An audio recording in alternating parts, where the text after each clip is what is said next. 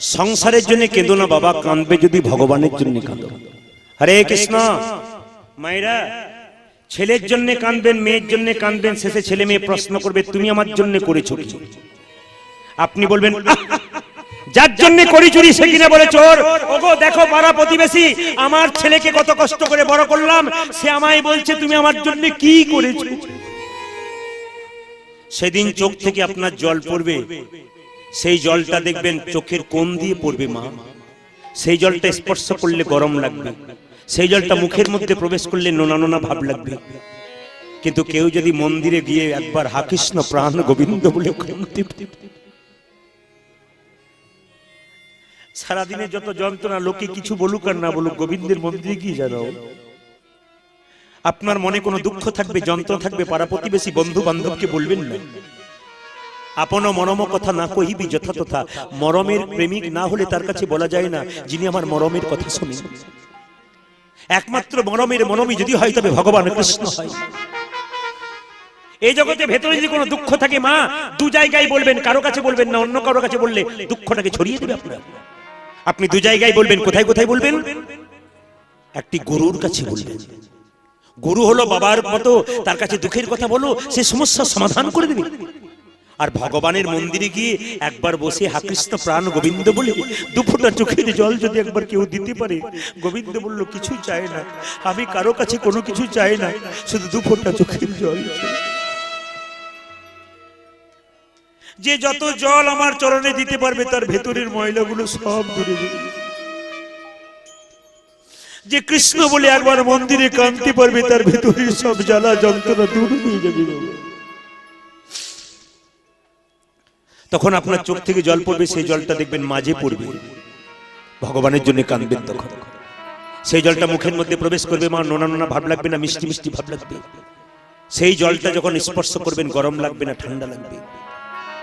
দেবে যদি ভগবানের চরণে তবে শীতল জল দাও। আচ্ছা বাবা এইদিকে তাকান, কি আছে এইদিকে, এদিকে কি আছে সংসারে? কীর্তন শুনতে এসছেন, গ্যারান্টি আছে আপনি বাড়ি ফিরে যাবেন? জোরে বলুন, আপনার গ্যারান্টি আছে মা আপনি বাড়ি ফিরে যাবেন? আমি 6 মাস আগে, লকডাউনের আগে এক জায়গায় গান করছিলাম ঝাড়খণ্ডে।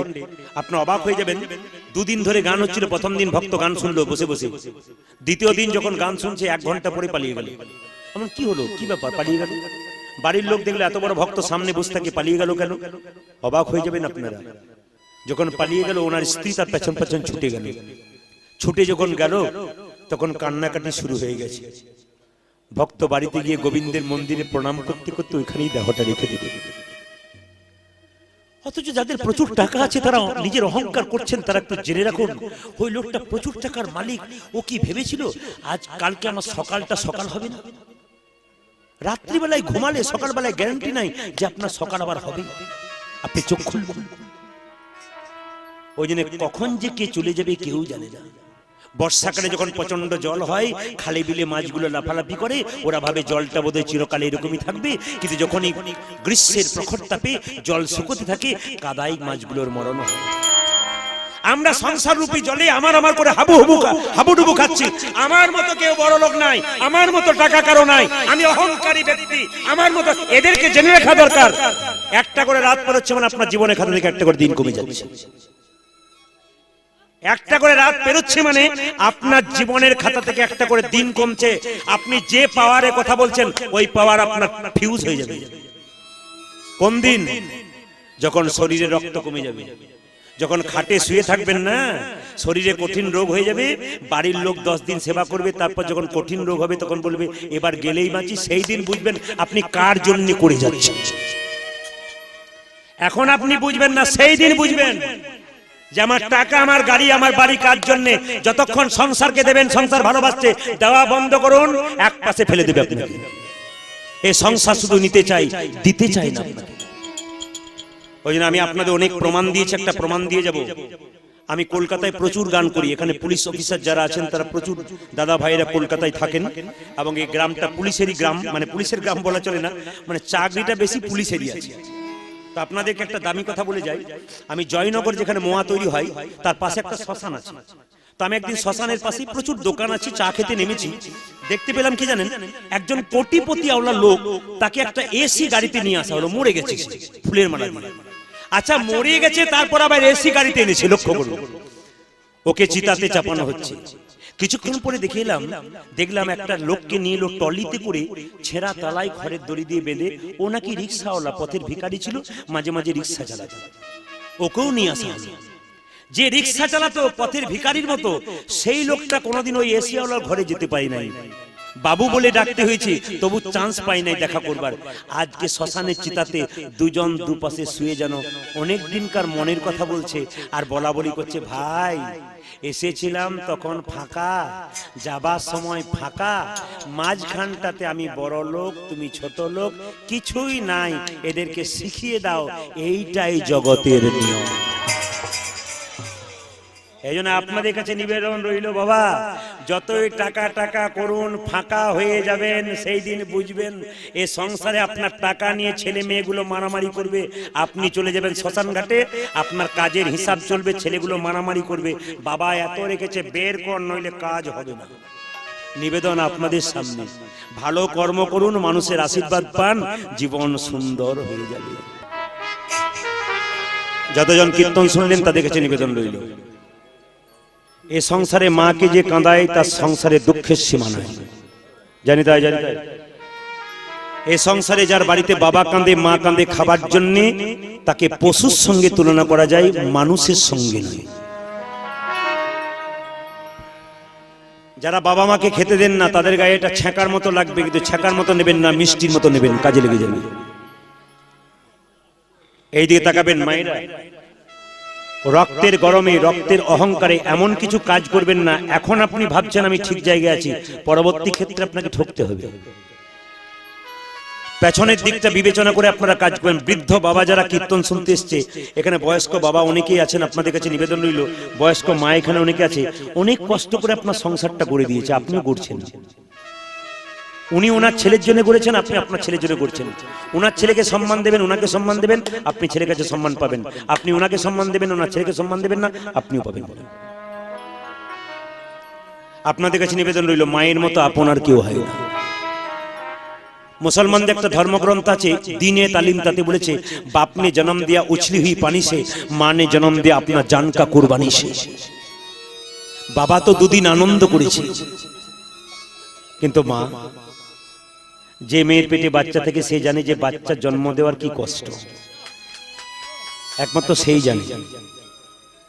দেখবেন হসপিটালে যখন বাচ্চা হতে যায়, আমরা লক্ষ্য করি অনেক সময়, খুব ভালো করে শুনবেন মায়েরা, আপনার জীবনের সঙ্গে মিলে যাবে, যখন পেটে বাচ্চা থাকে না, বাড়ির সবাই ঘুমিয়ে যায়, কিন্তু যে মেয়ের পেটে বাচ্চা থাকে, সে খালি ওঠে আর বসে। আপনার মা যখন আপনাকে গর্ভে ধারণ করেছিল, কত রাত উঠেছে, কত রাত বসেছে, তারপর জন্ম দিয়েছে। আজকে ধন্যবাদ জানাবো আপনাদেরকে, ধন্যবাদ জানাবো তার সঙ্গে আরেকজনকে, কি বলুন তো, মাইক ম্যান ভাই, দারুণ হাত, দারুণ সুন্দর তার মাইক। শুধু মাইকটা নয়, কৃষ্ণ ভক্ত বটে। কেন বলুন তো, কীর্তন শুনতে শুনতে মাঝে মাঝে আহা করে উঠছে, মানে কি, কীর্তন চালানোর টেকনিক এইটাই। কেন বলুন তো, নিজেকেও ডুবে যেতে হবে, তবে ঠিক এই জায়গাতে কানেকশনটা রাখতে হবে। এই জন্য আপনাদের কাছে নিবেদন রইল, কেউ মা কাঁদাবেন না, অনুভব করবেন কথাগুলো। আপনার স্ত্রী যখন বাচ্চাকে জন্ম দিচ্ছিল, তখন ছটপট ছটপট করছিল, তখন তো ডাক্তারি ব্যবস্থা ছিল। আপনি যখন মায়ের পেটে ছিলেন, তখন তো খুব একটা ডাক্তারি ব্যবস্থা ছিল না, রক্তের বান বন্যা বয়ে দিয়েছে, তারপর জন্ম দিয়েছে, এরই নাম হলো মা। হসপিটালে যখন মা বাচ্চা হতে যায়, তখন ডাক্তার বলে, ওগো, মায়ের বাঁচবার আশা নেই, ছেলে বাঁচতে পারে। মা যদি একবার কথাটা শুনতে পায়, ডাক্তারবাবুকে ডেকে বলে, ডাক্তারবাবু, আমি নাকি মরে যাব, মৃত্যুর আগে আমাকে একটা ইচ্ছা পূরণ করে দিন। কি? আমার গর্ভের সন্তানটার মুখটা দেখে মরতে পারবো। পৃথিবীতে এত বড় প্রেমিক কে আছে যে আপনার জন্য এত ভাবে? ছেলে যখন কাজ থেকে ফিরে, মা চায় ছেলের মুখ পানে, আর স্ত্রী চায় ছেলের মুখ পানে। আপনার ছেলে যদি বহুদিন ধরে চলে যায় না, দেখবেন বাড়ির সবাই ঘুমোয় না, ঘুমোয়, কিন্তু মা ঘুমোয় না। আজকে রাত্রিতে কীর্তন শুনে যখন বাড়ি যাবেন দাদা ভাইরা, তখন দেখবেন বাড়ির সবাই ঘুমোচ্ছে, কিন্তু একজন দেখবেন দরজাটা খুলছে আর বেরোচ্ছে, তিনি মা। ছেলে যদি বাইরে থাকে, মা কি কখনো ঘুমোতে পারে? ঈশ্বরচন্দ্র বিদ্যাসাগর, তার মা সাগরের মা হয়েছিল। খালের মা নয়, বিলের মা নয়, সাগরের মা। মায়ের মন যদি বড় হয়, ছেলের মন বড় হবে গো। আর মায়ের মন যদি ছোট হয়, ছেলে কোনোদিন বড় মনের হতে পারে না। আপনাদের কাছে নিবেদন রইল, আপনি মনটা বড় করুন, ছেলে বড় পাবেন। বিদ্যাসাগর মহাশয় তার মায়ের জন্য শাল এনেছিল, শালটা গায়ে নাই রেখে দিয়েছিল বাক্সে। জিজ্ঞেস করেছিল, মা শালটা নিলে না কেন? মা বলেছিল, খোকা, পাড়া প্রতিবেশীর মেয়েরা সব ঠান্ডায় থরথর করে কাঁপবে, আর আমি কেমন করে শালটা যাদের টাকা আছে, অহংকার করেন, তারা শুনে নিন কোন জায়গাতে এসেছেন আজকে। এই কথাগুলো শোনার পর যদি চেতনা না হয়, তবে ভেতরে আপনার পশুত্বটা চিরকাল থাকবে, আপনি মানুষ হতে পারবেন না। এই কথাগুলো শোনার পর যদি আপনার ভেতরে পশুত্বটা দূর না হয়, তবে আপনি জীবনে মানুষ হতে পারলেন না আজকের পর থেকে। বড় মনের মানুষ হন, উদার হয়ে যাক আপনার মন। যেখানে হরিনাম হবে, এই দেখুন তাকান, আমাদের বীরভূমে সিউড়ির কাছে একটা জায়গাতে আমি গান করতে গেছিলাম, কমিটির ছেলেরা বলছে, এই লোক কোনোদিন কীর্তনে চাঁদা দেয় না, অথচ টাকাতে টাকাতে ভর্তি হয়ে আছে। আপনি অবাক হয়ে যাবেন, সেই লোক কোনোদিন কীর্তনে চাঁদা দেয় না। কিন্তু হঠাৎ কি হলো জানেন, কীর্তনটা পেরোলো, ছেলের একটা কঠিন অসুখ হয়ে গেল। ভগবানের মন্দিরে প্রণাম করতে লাগলো, ঠাকুর সব ডাক্তার জবাব দিল, এখন আমি কি করব? কমিটি ছেড়ে দিকে এসে বলল, হরির কাছে একটু প্রণাম করে বল, আমার হয়ে আমিও বলি, প্রতি বছর মহোৎসব দেবো, আমার ছেলে যেন সুস্থ হয়। সুস্থ হয়ে গেল, সুস্থ হয়ে গেল ছেলে। আপনি কি দেখাচ্ছেন? ঠকেন নাই, ঠকবেন সেদিন বুঝবেন আপনি কোন জায়গায় এলেন। ধাক্কা যতদিন না পাবেন ততক্ষণ সোজা হবেন না। দস্যুর আপনাকে ধাক্কা পেয়েছিল, তারপর সোজা হয়ে যাবে। ধাক্কাগুলো পাবেন, তবে বুঝবেন জীবনে কোন জায়গায় পৌঁছাচ্ছি আমরা। আজ থেকে ফিরিয়ে নিন মনুষ্যত্ব চেতনাটাকে, জাগিয়ে নিন ভেতরে। আপনি মানুষ হতে পারবেন, লোকে আপনাকে সম্মান দেবে, প্রণাম করবে আপনার ভক্তির জন্য। মা জিনিসটা কেমন, আমার দিকে তাকাবেন মায়েরা। বাড়ির ছেলে যদি না খায়, বাড়ির সবাই খায়, একজন কিন্তু খায় না। কে বলুন তো? মা খায় না। সবাই বলে, দিদি সবাই খেলো, তুমি খাবে না? ওখানে চোখের জল মুছে কেঁদে কেঁদে বলে, খোকা যদি না খায় আমি খাবো না। কত বড় মনের মানুষ দেখুন, তুমি খাওনি বলে তোমার মা খায় নাই। পৃথিবীতে একমাত্র আপন যদি হয়, তাহলে মা আর বাবা, তার বোন নাই। তার মধ্যে মা বড় কেন? বাবা যখন কাজ থেকে ফিরে, তখন দেখবেন ছেলে বাবাকে বলে, বাবা বাবা কোলে চাপবো, আহ কি ধুলোবালি মেখেছিস, চল বাড়ি চল, বাড়ি চল, বাড়ি চল। বাড়িতে নিয়ে এলো, আঙ্গুলে ধরে মা তাকে পরিষ্কার করে দিল, তারপর বাবা তাকে কোলে নিল। কিন্তু বলুন তো মায়েরা, আপনারা যখন খাবার খেতে বসছেন নতুন কাপড় পরে, আপনার বাচ্চা ছেলেটা আপনার কোলে ঝাঁপিয়ে পড়লো ধুলোমাখা অবস্থায়, আপনি ঠেলে দেবেন না নিজে না খেয়ে খাবারটা মুখে তুলে দেবেন? তফাৎটা দেখো, এইটাই তফাৎ। তুমি বড় হয়ে গেছো বলে এমনি হওনি, পাখির মতো টুকটুক করে তোমাকে খাইয়ে বড় করেছে, এত সোজা নয়। তুমি ছোটবেলায় খেতে জানতে না, তোমাকে খাইয়ে দিয়েছে। মা না খেয়ে স্তনদুগ্ধ পান করেছে, তুমি মায়ের কোলে পায়খানা করে দিয়েছো, ওই পায়খানাটাকে কোলে নিয়ে ও মা এক হাতে খেয়েছে, এক হাতে তোমাকে কোলে নিয়েছে। চিন্তা করে দেখো তুমি কোন জায়গায় পৌঁছালে। যদি মানুষ হও তবে মাকে সম্মান দেবে, অমানুষ হও তাহলে আর সম্মান দেবে। আর মা কাকে বলে?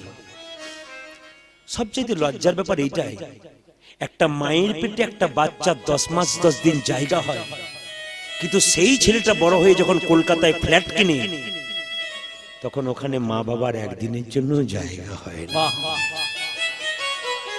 কীর্তন শুনে কি লাভ আছে? কোনো লাভ নেই। কীর্তন শুনে কোনো লাভ নাই যদি আসল জায়গাটা পরিবর্তন না করতে পারেন। কীর্তন শোনা আপনার বৃথা, আপনি এলেন আর গেলেন, আপনার কিচ্ছু হলো না। আপনাকে ওই জায়গাটাকে ধরে রাখতে হবে, মা জিনিসটা। বাবা, কলকাতায় প্রচুর গান করি, ক্যালকাটা পুলিশ, এখানে কলকাতায় অনেক দাদা ভাইয়েরা চাকরি করেন, পুলিশের কাজ করেন, এদের জন্য এরা জানে কলকাতায় যখন সিগন্যাল দেয় না, প্রচুর গাড়ি জমা হয়ে যায়। প্রচুর গাড়ি জমা হয়ে গেছে। আমি দেখতে পাচ্ছি একটা ভিড়ের মধ্যে প্রায় 2000 গাড়ি জমে আছে সিগন্যালে। একজন বৃদ্ধ বাবা কি করেছে জানেন, একটা কাপড়কে এনে এরকম করে এনে 75 বছর বয়স, কাঁপতে কাঁপতে কাঁপতে কাঁপতে গাড়িগুলো মুছছে। আমি জিজ্ঞাসা করলাম, কাকা বাবু এদিকে আসুন, কি হয়েছে আপনার? বাবা এর ওর গাড়ি মুছে দিই, যদি 5 টাকা দেয় আমার পেটের বাচ্চা দুটি ওজনে গাড়িটা মুছে দিচ্ছে। আমি জিজ্ঞেস করলাম, বুড়ো বয়সে এটা করছেন, মরে যাবেন তো? মরে গেলে তো হয়, কিন্তু মরি না। মাঝে মাঝে মনে হয় চাকার তলায় পড়ে যাই ভালো, তবে পারি না। কেন জানো? তোমার কাকিমায়ের জন্য হাঁটুতে ব্যথা, খুব কষ্ট পাই। ওর পয়সার ওর যেন ওষুধ কিনতে পারি, খেতে দিতে। স্বামীর সম্পর্কটা স্ত্রীর সম্পর্কটা কত গভীর দেখুন। যে সংসারে স্বামী স্ত্রীর মধ্যে মিল নাই, সে সংসার কোনদিন গড়ে উঠতে পারে না। একজন একজনের ব্যথাতে ব্যথিত হবেন, তবে সংসার গড়বে না। বৃদ্ধ হয়ে গেছে, সবাই ছেড়ে চলে গেছে ছেলেরা, কিন্তু স্বামী ছাড়ে নাই। মায়েরা বলে না, আমাকে খেতে না দে না দে, আমি স্বামীর ভিটেতে পড়ে থাকবো, কেউ কিছু বলতে পারবে না। আসল জায়গাটা ঠিক রাখবেন, তবে কীর্তন শোনা সার্থক হবে।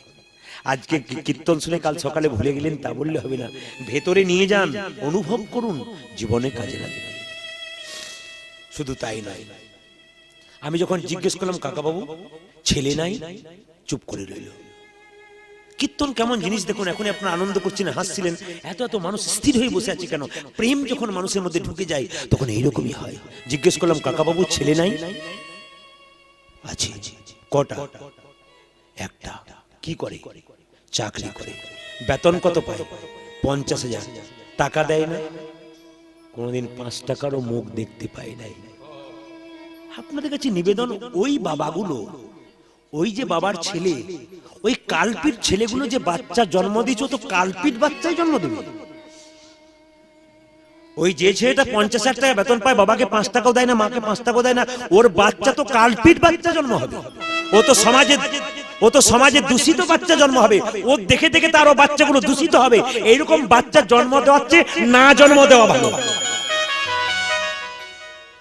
এতে আপনার আনন্দ করার দরকার নাই, এতে আপনার একটু দুঃখ করার দরকার। আমি কেমন অসুর সন্তান জন্ম দিয়েছি। আপনার ভেতরে অসুর প্রবৃত্তি থাকলে আপনি এরকমই সন্তান জন্ম দেবেন।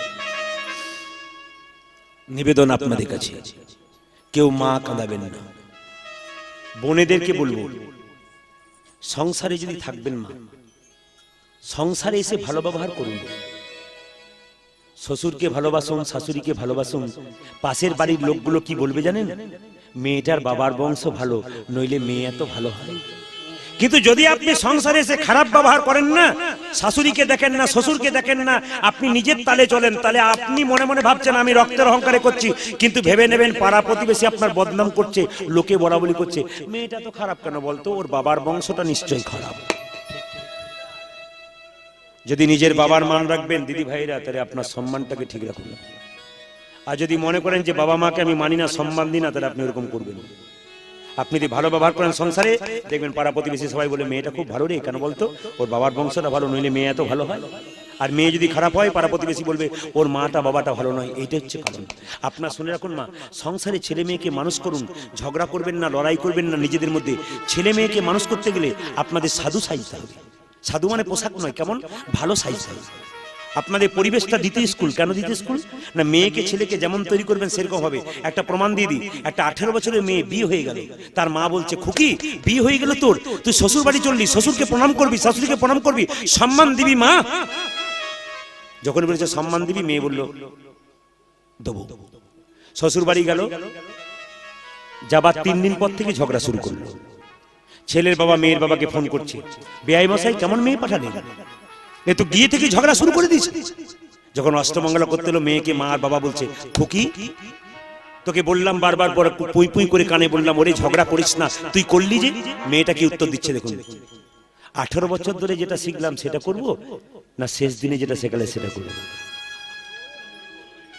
তার মানে আপনি কি শেখালেন? ও বলছে কি দেখুন, বলছে 18 বছর ধরে তুমি তো দাদু ঠাকুমার সঙ্গে ঝগড়া করেছো, ওইটাই তো দেখলাম, আমি তো ওইটাই শিখব। হরি বল, হরি বল। তাই যে সমস্ত ভাইদেরকে বলে রাখবো, যারা বাবা মাকে খাবার কথা ভাবনা চিন্তা করেন না, কেমন বাচ্চার জন্ম দিচ্ছেন বাবু। আপনি যদি কাউকে না দিন, আপনি তৈরি হয়ে থাকুন, আপনি যাকে বড় করছেন সে আপনাকে লাথি মারবার জন্য দাঁড়িয়ে রইল। সেও আপনাকে খেতে দেবে না। তাই মায়ের মতো আপনার কেউ নেই। এবার জানতে হবে, পূর্ব জন্মে কেউ যদি ভালো কর্ম করেন তবে এই জন্মে তার ভালো ফল হবে।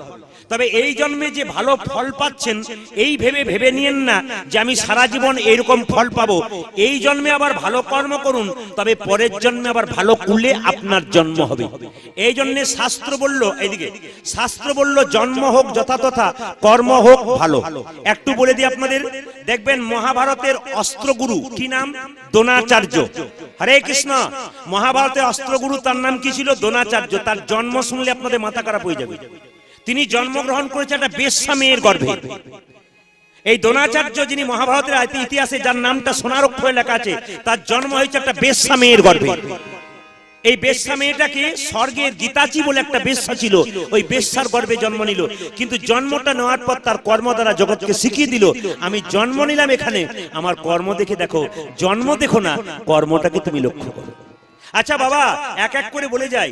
যিনি ছিলেন দানি মহাভারতের কর্ণ, তার জন্ম কোথায়? কুমারী অবস্থায় কুন্তির গর্ভে জন্ম নিয়েছিল মা। কিন্তু দাদা ভাইরা, আপনারা ভাই বাচ্চা ছেলেদেরকে বলবো, সবাই শুনবেন, জন্মটা দেখবেন না, আপনার কর্মটা দেখবেন, যেন উপরে উঠতে পারে। এমন কর্ম করবেন পৃথিবীতে এসে যেন একটুখানি মানুষের উপকারে লাগে। এই কর্ম করবেন না শুধু নিজের জন্য, না না, এই জন্য জীবন নয়। নিজে কর্ম করবেন, খাবেন, ঘুমাবেন, এই জন্য আপনার জীবন নয়। আপনার জীবনটা মানুষকে কিছু দান করার জন্য। যদি গোবিন্দ দিয়েছে তবে তাকে দিন, পরের জন্মে আপনি দানির ঘরে জন্ম নেবেন। আর এই জন্মে যদি আপনি খালি নিজের করে যাবেন, নিজেই নেব, পরের জন্মে আপনাকে ভিখারি হতে হবে, আপনাকে কাঙ্গাল হতে হবে। কেন? এই জন্মে তুমি শুধু কাঙ্গাল আমার করে গেছো, এত পাচ্ছ তো আমার বলছো। ভগবান বলল পরের জন্মে তোকে কাঙ্গাল করে ছাড়বো, পয়সার জন্য কেঁদে কেঁদে বেড়ে। এই জন্য আপনাদের কাছে নিবেদন রইল বাবা, মহাভারতের দানি কর্ণের জন্ম কোথায়? কুন্তির গর্ভে, কুমারী অবস্থায়। এইবার দেখুন মহাভারতে ভীষ্মের নাম শুনেছেন বাবা? ভীষ্মের নাম আপনারা শুনেছেন? ভীষ্ম সরসজ্জায় কতদিন ছিল? 58 দিন ছিল। মায়েরা, ভীষ্ম সরসজ্জায় কতদিন ছিল? 58 দিন ছিল। ওই ভীষ্মের বাবার নাম কি ছিল? শান্তনু রাজা। মায়ের নাম কি ছিল? গঙ্গা। বাবা, এই গঙ্গার দুবার বিয়ে। একবার বিয়ে হয়েছিল কার সঙ্গে? একবার বিয়ে হয়েছিল মহাদেব, তাকে জটাতে রেখেছিল, তখন মহাদেবকে প্রতিরূপে বরণ করেছিল। তারপর দ্বিতীয়বার শান্তনু রাজাকে বিয়ে করলো। বিয়ে করার পর লক্ষ্য করুন, তার গর্ভে সন্তান এলো, সেই সন্তানটা হলো ভীষ্ম। এমন প্রতিজ্ঞা করলো, আমি যদি মরি তাহলে নিজের ইচ্ছায় মরবো, আর না মরলে কারো বাপের সাধ্য নাই যে আমাকে মারতে পারে। ভীষ্ম মরেছিল কোন দিন? মকর সংক্রান্তির দিন। এগুলো মনে রাখতে হবে। ভীষ্ম কতদিন সরসজ্জায় ছিল? 58 দিন, 58 ডেজ। তিনি ছিলেন 58 দিন ওখানে ছিলেন। এখন প্রশ্ন করবেন, ভীষ্মের সরসজ্জা তার শরীরে সর্বিদ্ধ হয়েছিল কেন? কারণ ছিল। কেউ যদি কাঁদে, তার চোখের জল ফেলে, আপনি যদি প্রতিবাদ না করেন, আপনাদের গ্রামের সামনে কোন একটা মেয়েকে কেউ টেনে টেনে নিয়ে যাচ্ছে, আপনি তার প্রতিবেশী, আপনি তার আত্মীয়, আপনি দেখলেন টেনে টেনে নিয়ে যাচ্ছে, অপমান করছে, আপনি প্রতিবাদ করলেন না নিজের হয়ে, তখন তার চোখ থেকে যখন আপনার জন্য জল পড়বে, আমার নিজের লোক হয়ে প্রতিবাদ করলো না, সেই জলটা আপনার শরীরে ভবিষ্যতে ছুঁচ রূপে বেরোতে হবে। যখন দেখবেন দুঃশাসন, দেখবেন দুঃশাসন যখন চুলের মুঠি ধরে দ্রৌপদীকে নিয়ে যাচ্ছিল, পঞ্চপাণ্ডব দ্রৌপদীকে হেরে দিয়েছে, কিন্তু সবাই সমর্থন করে নাই, একজনের সমর্থন করা উচিত। একজনের দ্রৌপদীর পক্ষে কথা বলা উচিত ছিল, তার নাম দাদু ভীষ্ম। ও তাকিয়ে তাকিয়ে দেখেছিল, দ্রৌপদী চিৎকার করে বলেছিল, দাদু, জগতে কারোর উপর আমার বিশ্বাস নাই, কিন্তু তোমার উপর আমার বিশ্বাস আছে। তুমি একটিবারের জন্য প্রতিবাদ করলে না। তোমার নাতনি হয়ে আমি তোমাকে দাদু বলি, তোমার সামনে ওই লোক দুঃশাসন আমাকে চুলের মুঠি ধরে টেনে টেনে নিয়ে গেল, তুমি প্রতিবাদ করলে না দাদু। চোখ থেকে ফোঁটা ফোঁটা জল তীরের মতো পড়েছিল, ওই তীরটা ভীষ্মের গায়ে তীর রূপে ফুটে গিয়েছিল। ওই জন্য আপনাদের কাছে নিবেদন রইল, অহংকারের বশে রক্ত গরমে কাউকে খারাপ কথা বলবেন না। যদি আপনি কাউকে খারাপ কথা বলেন, ব্যাংকে 50,000 টাকা জমা দিলে 10 বছর পর ডবল হয়। আপনি যাকে খারাপ কথা বলবেন, আপনিও ব্যাংকে জমা রাখলেন, আপনার যখন বয়স হবে ওটা ডবল করে আপনি নিতাই গৌর হরি বল বলে ফিরে পাবেন। এইবার মায়েরা সবাই শুনে রাখুন, যে মেয়ে একটা পতির উপর, যে মেয়ে এক পুরুষে মন দেয় তাকে কি বলা হয়? সতী। যে মেয়ে একটা পুরুষে মন দেয় তাকে কি বলে? সতী। ধীরে, যে মেয়ে দুটো পুরুষে মন দেয় তাকে কি বলে? তাকে কি বলে? দ্বিচারিতা। যে মেয়ে 3 পুরুষে মন দেয় তাকে কি বলা হয়? সৌরিনী। যে মেয়ে 4 পুরুষে মন দেয় তাকে কি বলা হয়? তাকে কি বলা হয়? 3 পুরুষে মন দেয় তাকে ধর্ষিতা, 4 পুরুষে মন দেয় তাকে সৌরিনী, আর 5 পুরুষে মন দেয় তাকে বেশ্যা বলে। আপনারা তো সঙ্গে সঙ্গে প্রশ্ন করতে পারতেন, তার দ্রৌপদী তো 5 পুরুষে মন দিয়েছিল, তাহলে কি বেশ্যা?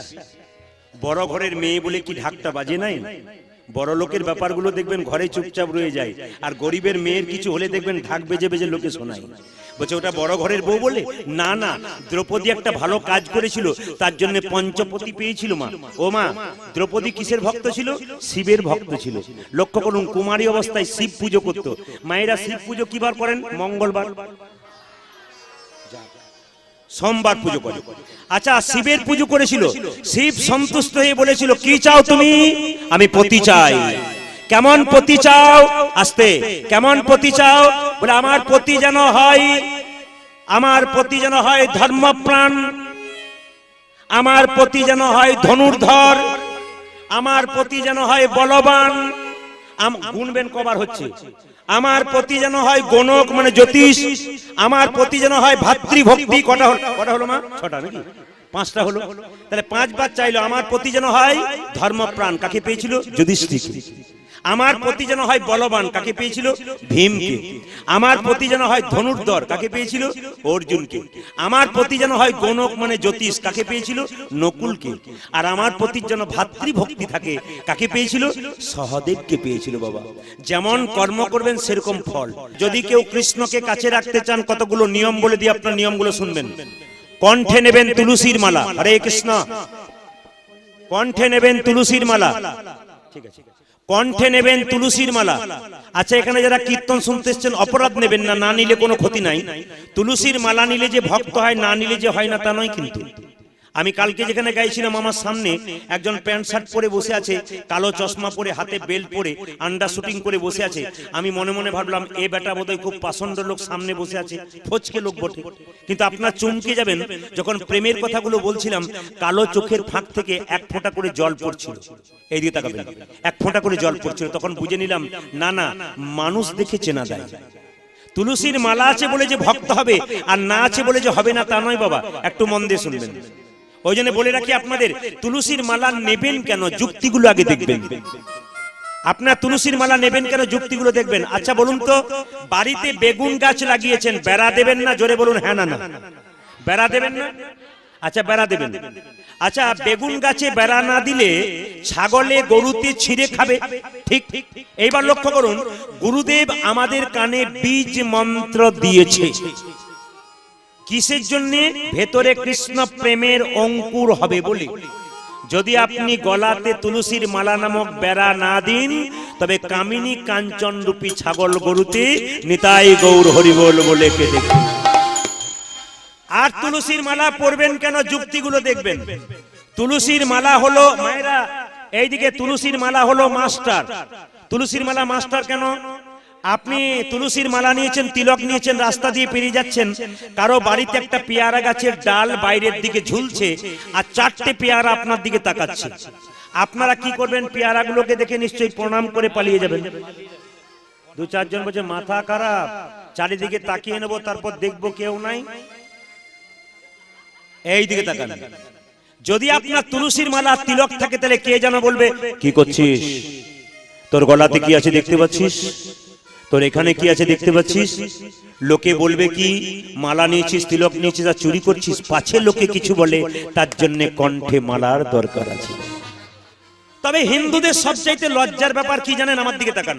হিন্দুদের সবচাইতে লজ্জার ব্যাপার এইটাই, যদি কেউ একটু তিলক তুলসীর মালা নেয়, পাশের বাড়ির লোকটা বলবে বাবারে কি বড় ভক্ত হয়ে গেল। বলে না? আপনাদের এখানে বলে না, অন্য জায়গাতে বলে, বলে সব জায়গাতে। এই দিকে তাকাবেন, যারা হরিনামের বদনাম করে, ভক্তের বদনাম করে, এরা হলো হিন্দু ধর্মের কালপ্রিট। এগুলো হলো হিন্দু ধর্মের কালপ্রিট। কেন? হাতি রাস্তা দিয়ে যায়, কুকুর ঘেউ ঘেউ করে, হাতি কুকুরের দিকে তাকায়। হাতি হলো কারা? কৃষ্ণ ভক্ত যারা। কুকুর হলো কারা? তাদের পেছনে লেগে থাকে তারা। আপনাদের কাছে নিবেদন রইল, কুকুর ঘেউ ঘেউ করুক, আপনি শুনবেন না, আপনি হরিনাম করে যাবেন।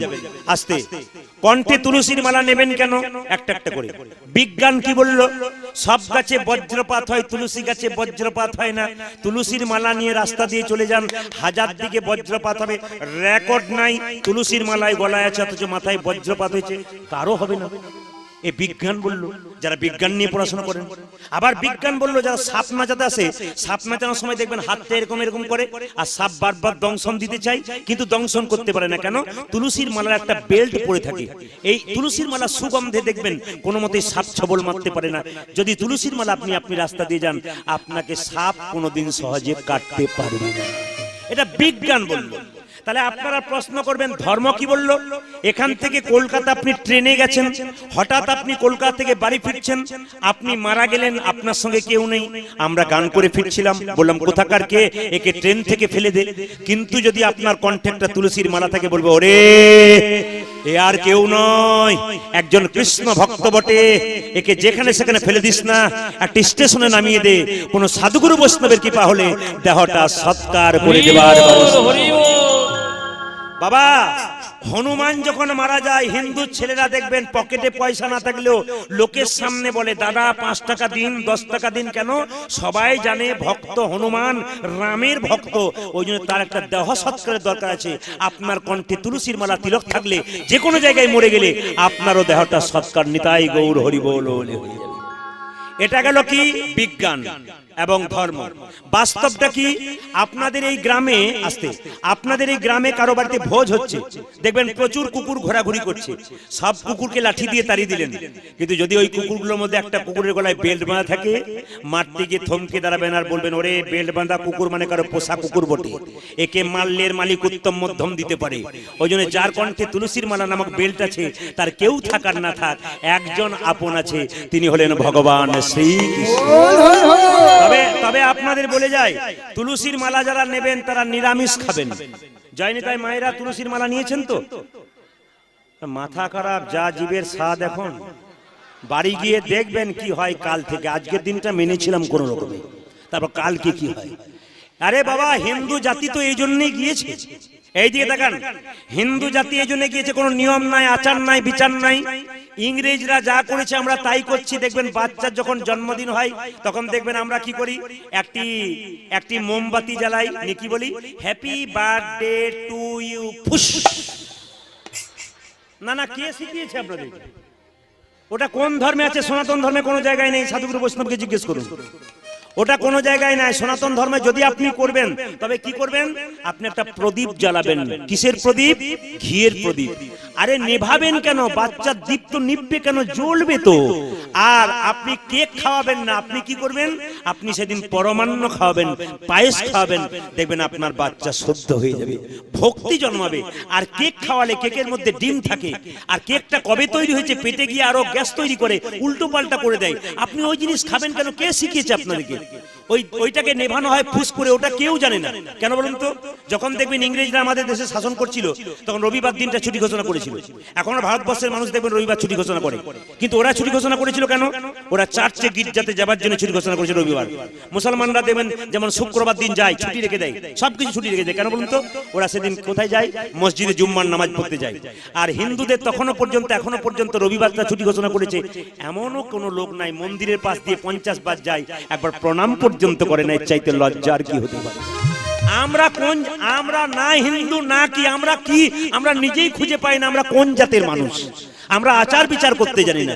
ওই জন্য বলে রাখি, এইদিকে তুলসীর মালা যারা পরবেন, আস্তে, তুলসীর মালা যারা পরবেন নিরামিষ খাবেন। এক জায়গায় একজন বলছে, দাদা এখন আর তুলসীর মালা পরলে নিরামিষ খেতে হয় না। বলে কেন? এখন মালা সিস্টেম চেঞ্জ। আমি সিস্টেম চেঞ্জ মানে যেমন প্যাঁচ সিস্টেম তুলসীর মালা। বললাম বুঝলাম না।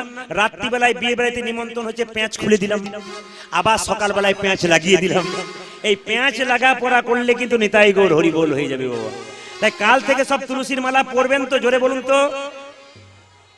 শব্দ খুব একটা বেশি বাড়ছে না। মায়েরা, কালীয় নাগকে দেখেছেন আপনারা? ছবিতে দেখেছেন? আচ্ছা, কালীয় নাগের মাথায় একটা চিহ্ন থাকে, ওই চিহ্নটা কিসের চিহ্ন কেউ বলতে পারবেন? হরে কৃষ্ণ। কালীয় নাগের মাথায় একটা চিহ্ন থাকে, ওই চিহ্নটা ভগবান শ্রীকৃষ্ণের চরণ চিহ্ন। একটা একটা করে বলি। কৃষ্ণ যেদিন কালিয়নাগকে দমন করেছিল সেই দিনটা ছিল ঝুলন পূর্ণিমার দিন। হরে কৃষ্ণ। কৃষ্ণ যেদিন কালিয়নাগকে দমন করেছিল সেদিনটা ছিল ঝুলন পূর্ণিমার দিন। আচ্ছা বাবা, কালিয়নাগের কটা ফণা ছিল?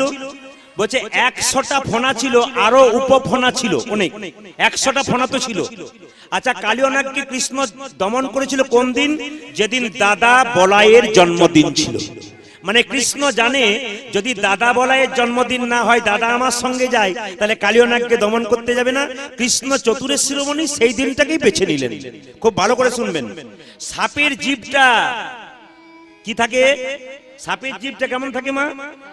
হ্যাঁ, চেরা থাকে, থাকে না? সাপের জিভটা দু টুকরো হয়ে থাকে। এটা হলো কখন? বলছে গরুর তার মায়ের দাসিত্ব মোচনের জন্য স্বর্গ থেকে অমৃত এনে কদম্ব বৃক্ষের মধ্যে রেখেছিল। আর সাপগুলো মনে মনে ভাবছিল যদি অমৃতের একটুখানি ঘাসের নিচে পড়ে গেছে, আমরা চেটে চেটে দেই, তাহলে আমাদের অমরত্ব প্রাপ্ত হয়ে যাবে। এখন লক্ষ্য করুন, যে সাপগুলো বারবার করে চাটছে ঘাসের মধ্যে, ওই ঘাসটা কি ঘাস? ওই ঘাসটা ছিল এরকা ঘাস, যাকে আপনারা কুশ ঘাস বলেন। ধার খুব ছোঁচালো, এই জন্য দেখবেন বারবার চাটাচাটি করতে করতে সাপের জিভটা দুটুকরো হয়ে গেছিল। তখন থেকে সাপের জিভটা দুটুকরো। কালিয়নাগ পূর্বজন্মে ছিল চন্দ্রধ্বজ রাজা। তার পেটে একবার প্রচন্ড যন্ত্রণা হয়েছিল, কেউ ভালো করতে পারলো না। একজন বলল, মহারাজ আপনার পেটের রোগ ভালো হবে। কি করলে? না, আপনি যে বাড়িতে বাস করেন রাজবাড়িতে, তার পূর্ব দিকে একটা সরোবর আছে। ওই সরোবর একটা রাজহাঁস খেলা করছে, ওকে মেরে ওর পিত্তটা খেলে তোমার পেটের রোগ ভালো হতে পারে। লক্ষ্য করুন, ধরে আনা হলো রাজহাঁসকে। রাজহাঁস চিৎকার করে বললো, আমাকে মারলে আপনার উপকার হবে না। যে সরোবর থেকে ধরে আনলেন, সেই সরোবরের উত্তর দিকে এক মুনি বসে আছে, সাধুগুরু বৈষ্ণব। ও চরণধর জল পান করলে তোমার পেটের রোগ ভালো হয়ে যাবে। বাবা উত্তর দিকে গেল, দেখতে পেল একটা গাছ, গাছের উপর বসে আছে এক মুনি। রাজা কি করলেন? সোনার পাত্র নিয়ে গিয়ে বলল, মুনিবর আপনার ডান পাটা এগিয়ে দিন। ডান পাটা এগিয়ে দিল, পুঁজ রক্ত, ছি এই জল পান করতে পারবো না। বাম পাটা এগিয়ে দিল, কি দেখলো? পুঁজ রক্ত তো দূরে কথা, কি দেখলো? পুঁজ রক্ত তো রয়েছে, পোকা কিলবিল কিলবিল করছে, এই জল পান করতে পারবো না। মুনি কি করলো? সেই জলটা যখন দিল, রাজা চন্দ্রধ্বজ তখন কি করলো? মাথায় করে তার বাড়িতে নিয়ে এলো। রাজা চন্দ্রধ্বজের দুটো স্ত্রী ছিল। ওরা বলল, স্বামী তুমি চরণধ্বজ জল বৈষ্ণবের পান করতে পারলে না, আরে আমাদেরকে দাও, আমাদেরকে দাও। সতী নারীর এরকমই লক্ষণ, স্বামী যা পারেন স্ত্রী তা করে। কি করলো? সেই জল যখন পান করলো, পান করার সঙ্গে সঙ্গে ছুটে এলো সেই মুনি। রাজা চন্দ্রধ্বজ, তুমি আমার জলকে অপমান করলে, আমি তোমাকে অভিশাপ দিলাম, তুমি যদি খল প্রবৃত্তি করলে, তোমার খল বংশে জন্ম হোক, তুমি হবে কালিয়নাগ। কেঁদে কেঁদে চন্দ্রধ্বজ রাজা বলল, মুনিবর অভিশাপ যদি দিলে আমায় সর্পকুলে জন্ম হোক, আশীর্বাদ দাও যেন আমার মাথার মধ্যে ভগবানের নৃত্য হয়। আশীর্বাদ করলাম, তুমি যেন যেহেতু বৈষ্ণবের চরণধোয়া জল মাথায় করে এনেছো, তোমার মাথাতে একদিন ভগবান শ্রীকৃষ্ণের নৃত্য হবে। বাবা ওই জন্য আপনারা যদি সেরকম কর্ম করতে পারেন, আপনাদের হৃদয় মাঝে ভগবান শ্রীকৃষ্ণ নাচবে, যদি হৃদয়টাকে আপনারা পরিষ্কার করতে পারেন। ভগবান শ্রীকৃষ্ণের মাথায় ময়ূরপুচ্ছ ছিল নাকি? আচ্ছা বাবা এইদিকে, ভগবান শ্রীকৃষ্ণের মাথায় ময়ূরপুচ্ছ যে একটু তত্ত্বটা জেনে নি। এই ময়ূরটা পূর্বজন্মে কে ছিল? ত্রেতা যুগে রামচন্দ্র কত বছরের জন্য বনে গেল? জোরে বলুন, কত বছর? যে ঘুমাচ্ছে সে বলুন, কত বছর? 14 বছর। এইদিকে যখন বনে গেল, সীতাকে হরণ করলো কে? রাবণ। বাবা এই জায়গাটা একটু তত্ত্ব শুনবেন। আমরা রাবণকে ভাবি শত্রু, কিন্তু রাবণের মতো পরম ভক্ত আর কেউ নাই। যে যেখানে বসে আছেন একটু জ্ঞান দিয়ে কীর্তনগুলো শুনবেন, কথাগুলো শুনবেন, আপনাদের জীবন পরিবর্তন হয়ে যাবে, জীবনের পরিবর্তন হবে। একটু মন দিয়ে শুনবেন। যারা উপরে বসে আছেন তারা আগে শুনবেন। যারা উপরে বসে আছেন তাদের পড়বার ভয় আছে বেশি। দেবতাদের যখন মিটিং হতো, সব দেবতারা উপরে বসতো, একজন দেবতা নিচে বসতো, কারো জানা আছে? কে বলুন তো? বাবা ভোলানাথ। এইদিকে দেবতারা জিজ্ঞাসা করতো, ও ভোলা, বলে কি? সবাই উপরে বসলো, তুমি নিচে বসলে কেন? ভোলা বলতো, উপরে বসলে পড়বার ভয় থাকে, নিচে বসে। না উপরে যারা বসছেন আপনাদের বলি না, চৌকিতে যারা বসে তাদের বলি না। অনেকে হুটুট করে নামবার চেষ্টা করছেন। আপনারা তো বলবেন, প্রদীপ বাবু আপনি তো চৌকির উপরে বসে আছেন। আরে বাবা আমি চৌকির উপরে দাঁড়িয়ে আছি, আমি তো চৌকিদার। আপনার জমিতে বসে আছেন, আপনার তো জমিদার। আপনারা জমিদার, কারণ জমিতে বসে আছেন, আমি তো চৌকিদার। চৌকিতে যারা বসে তারা চৌকিদার, নিচে যারা বসে তারা জমিদার। কেন বলুন তো? হৃদয়টাকে যদি কৃষ্ণের জমি করতে পারে তাহলে তার উপর লাভ কি আছে? এই জন্য আপনারা একটু সুন্দর সুন্দর কথা বলে যাই, মন দিয়ে শুনবেন। প্রথমে আপনি বৈষ্ণবকে সম্মান দেবেন। যে সমাজে বৈষ্ণবের সম্মান হয় না সেখানে ভগবান আসে না। এইদিকে মায়েরা, বাড়িতে ভিখারি এসেছে, আপনি বলবেন আরে বাবা অসময়ে ভিখারি।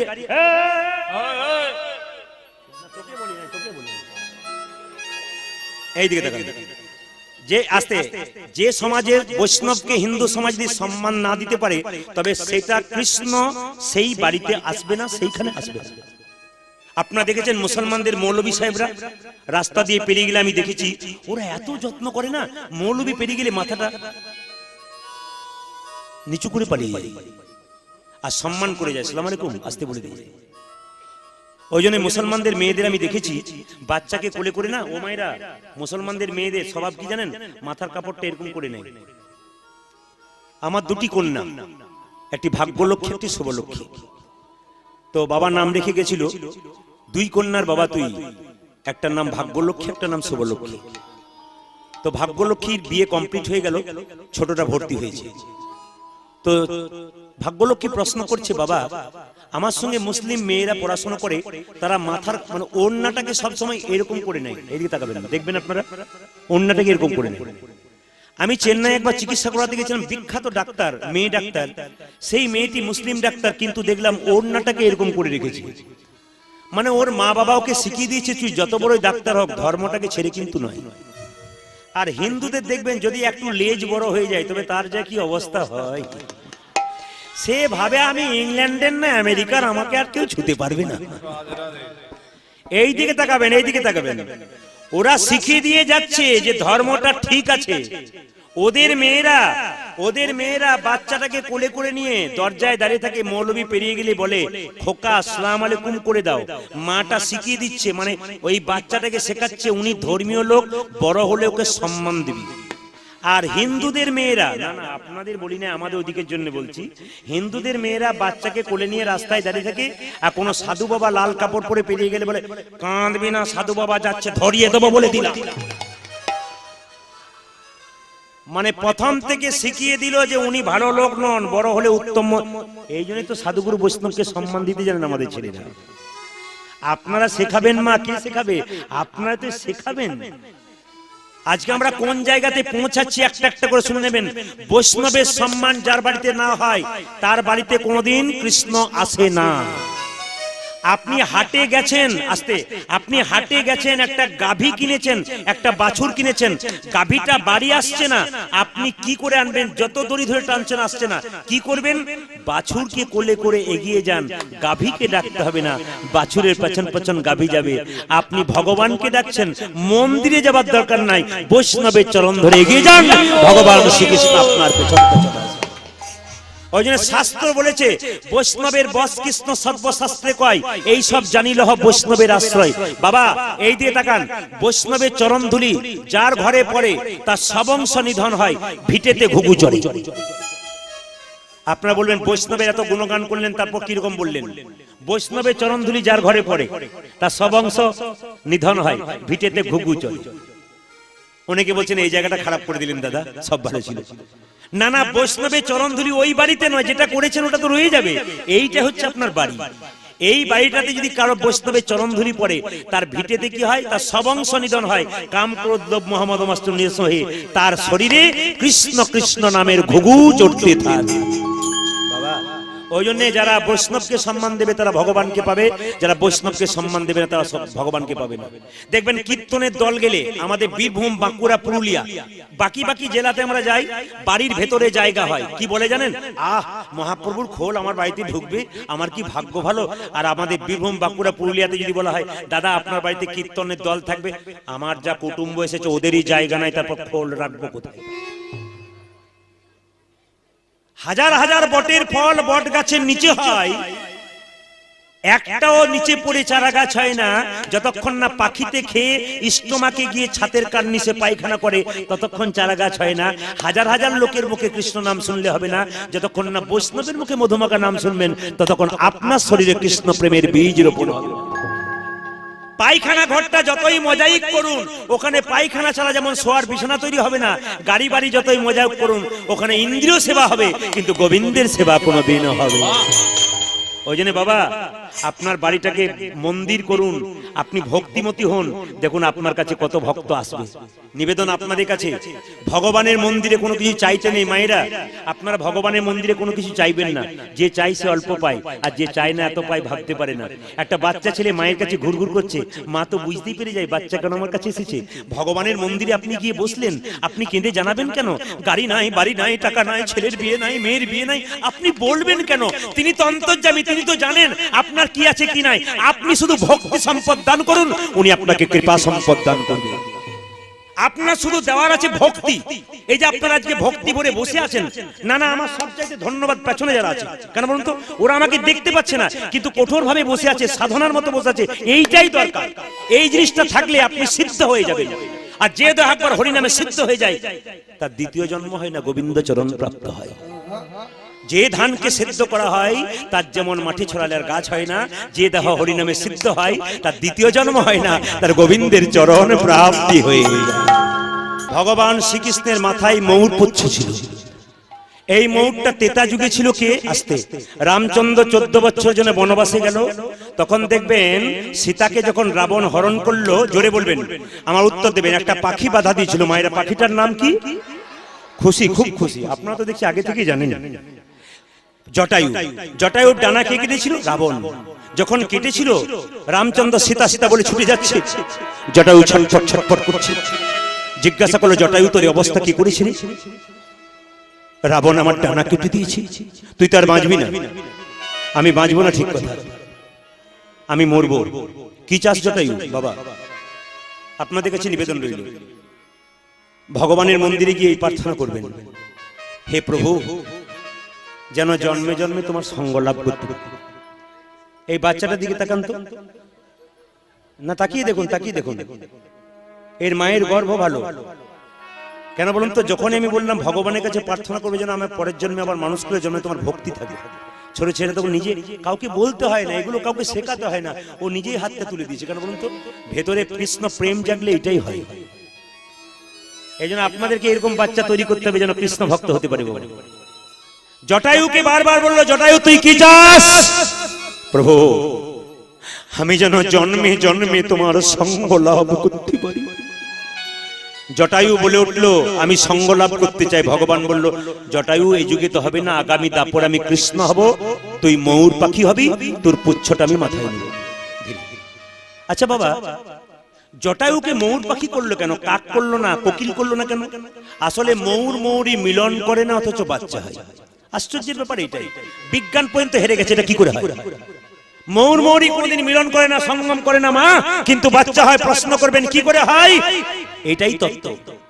ভাদ্র মাসে ময়ূর যখন পেখম তুলে নাচে না, নাচতে নাচতে মাটিতে বীর্য স্খলিত করে, আর সেই বীর্য যখন মাটিতে পড়ে যায়, হাওয়া পেয়ে মুড়ির মতো আকার ধারণ করে। ময়ূরী ওগুলোকে খেয়ে নেয়, তার থেকে ডিম হয়, তারপর বাচ্চা হয়। ভগবান শ্রীকৃষ্ণ ময়ূর পুচ্ছটাকে মাথায় নিয়ে জগৎকে শেখালো, যারা আমার প্রেমটাকে নিয়ে অপভ্রংশ করো, ঠাট্টা করো, তারা শিখে নাও আমার প্রেমের মধ্যে কোনো কামনা নেই, বাসনা নেই, আমার প্রেম হলো নিষ্কাম প্রেম। এইগুলো জানতে হয়, এগুলো না জানলে কীর্তন শোনা কোনো বেকার হয়ে গেল। এই জায়গাগুলো ধরতে হবে। আমার দিকে তাকাবেন, ভগবান শ্রীকৃষ্ণের মায়েরা বলুন, ময়ূর পুচ্ছটা বাম দিকে থাকে না ডান দিকে থাকে? দু একজন বলছে দেখি ভালো করে কোন দিকে থাকে। কোন দিকে থাকে? ডান দিকে নাকি বাম দিকে থাকে? আচ্ছা বাবা, ময়ূর পুচ্ছটা ডান দিকে রইলো না, বাম দিকে রইলো, সোজা রইলো না কেন? এটাই কারণ জানতে হবে। কৃষ্ণের ময়ূর পুচ্ছ বাম দিকে রইলো, সোজা রইলো না, ডান দিকে রইলো না, কারণটা কি? কারণ আছে। ময়ূর পুচ্ছ, একটা বাড়িতে অনেকগুলো মেয়ে থাকলে ঝগড়া হয় না? কি নিয়ে ঝগড়া হয়?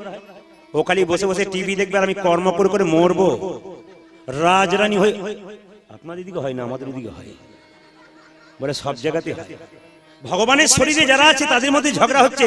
ময়ূর পুচ্ছ পায়ের নুপুরকে বলছে, এই নুপুর তুই হলি ছোট লোক, আমি হলাম বড় লোক, আমি গোবিন্দের মাথায় থাকি, তুই গোবিন্দের পায়ে থাকিস, তুই ছোট লোক, আমি বড় লোক। আমার আর আপনার মধ্যে ঝগড়া হলে মাঝে একজন বিচার করবে, তার নাম কি? মাধ্যম। যে বিচার করবে না সে মধ্যস্থ থাকবে। একজন মাঝেরা ওই বিচার করুক। ভগবান শ্রীকৃষ্ণের মৌরপুচ্ছ আর নুপুরের মাঝে কে থাকে বাবা? বাঁশিকে কেঁদে কেঁদে নুপুর বলল, বাঁশি তুই বলে দে, আমার জায়গা ওপরে না নুপুরের জায়গা ওপরে? বাঁশি তখন কেঁদে কেঁদে বলল, মৌরপুচ্ছ রে, এই জগতে যত সাধু গুরু বৈষ্ণবী আছে তারা তো কোনোদিন গোবিন্দের মাথায় থাকতে চাই। মায়েরা গোবিন্দের বদনটা ভালোবাসেন না চরণটা ভালোবাসেন? কেন বদন কালো বলে পছন্দ হয় না? না না, কি তত্ত্ব? চরণ না ধরলে বদন পর্যন্ত পৌঁছাবেন কি করে? আরে বাবা, একতলাতে না চাপলে চারতলায় উঠবেন কি করে? বলছে তত্ত্ব বলছে, যদি হও নিচু তবে পাবে কিছু। বনের মধ্যে বড় বড় গাছগুলো তারা কি করে বাবা? ছোট ছোট গাছগুলোকে ঝড়ঝঞ্ঝা থেকে রক্ষা করে। এই জগতে যারা ভক্ত হয় তাদের ব্যাপারটা কেমন? যে গাছে ফল ধরে সেই গাছটা নিচের দিকে যায়, আর যে গাছে ফল ধরে না সে উঁচু দিকেই যায়। যারা ভক্তির ফল নিয়ে বাস করছেন বাবা, তাদের ভাবটা তো এরকমই হয়ে থাকে। যদি হও নিচু তবে পাবে কিছু। কেঁদে কেঁদে বাঁশি বলল, রে ময়ূরপুচ্ছ, এ জগতে যত সাধু গুরু বৈষ্ণব আছে তারা তো কোনদিন গোবিন্দের মাথায় থাকতে চাই না। যত সাধু গুরু বৈষ্ণব আছে গোবিন্দের চরণে থাকতে চাই। ওরে নপুরি রে, তুই যদি জায়গা পেয়েছিস, তুই শ্রেষ্ঠ জায়গা পেয়েছিস। নূপুরকে তখন ময়ূরপুচ্ছ কেঁদে কেঁদে বলছে, নূপুর রে, এতদিন আমার অহংকার ছিল, গোবিন্দের মাথায় ছিলাম। তুই তো প্রতিদিন গোবিন্দের চরণের ধুলি মাখিস। গোবিন্দের চরণের ধুলি পাওয়া তো ভাগ্যের ব্যাপার। কত কত জন্ম সাধনা করি তারপর গোবিন্দের চরণ পাওয়া যায়। ওরে নূপুর, আমি বাম দিকে হেলে থাকবো, গোবিন্দ যখন গোচারণ থেকে আসবে আমি বাম দিকে হেলে থাকবো। তুই কি করবি জানিস? বলে দিবি দিবি ধোলা উড়াই দি। আপনার ছেলের জন্য টাকা পয়সা গাড়ি বাড়ি সবকিছু করে গেলেন। মৃত্যুর আগে মনে মনে ভাবলেন, যাক আমি অনেক কিছু করে গেলাম। কিন্তু ভেবে যাবেন, যে টাকাটা আপনি রেখে গেলেন, যে গাড়ি বাড়ি রেখে গেলেন, ওই টাকাটা কোন জায়গায় ব্যবহার করবে ছেলেটা, ওইটাকে তৈরি করে দিয়ে যান।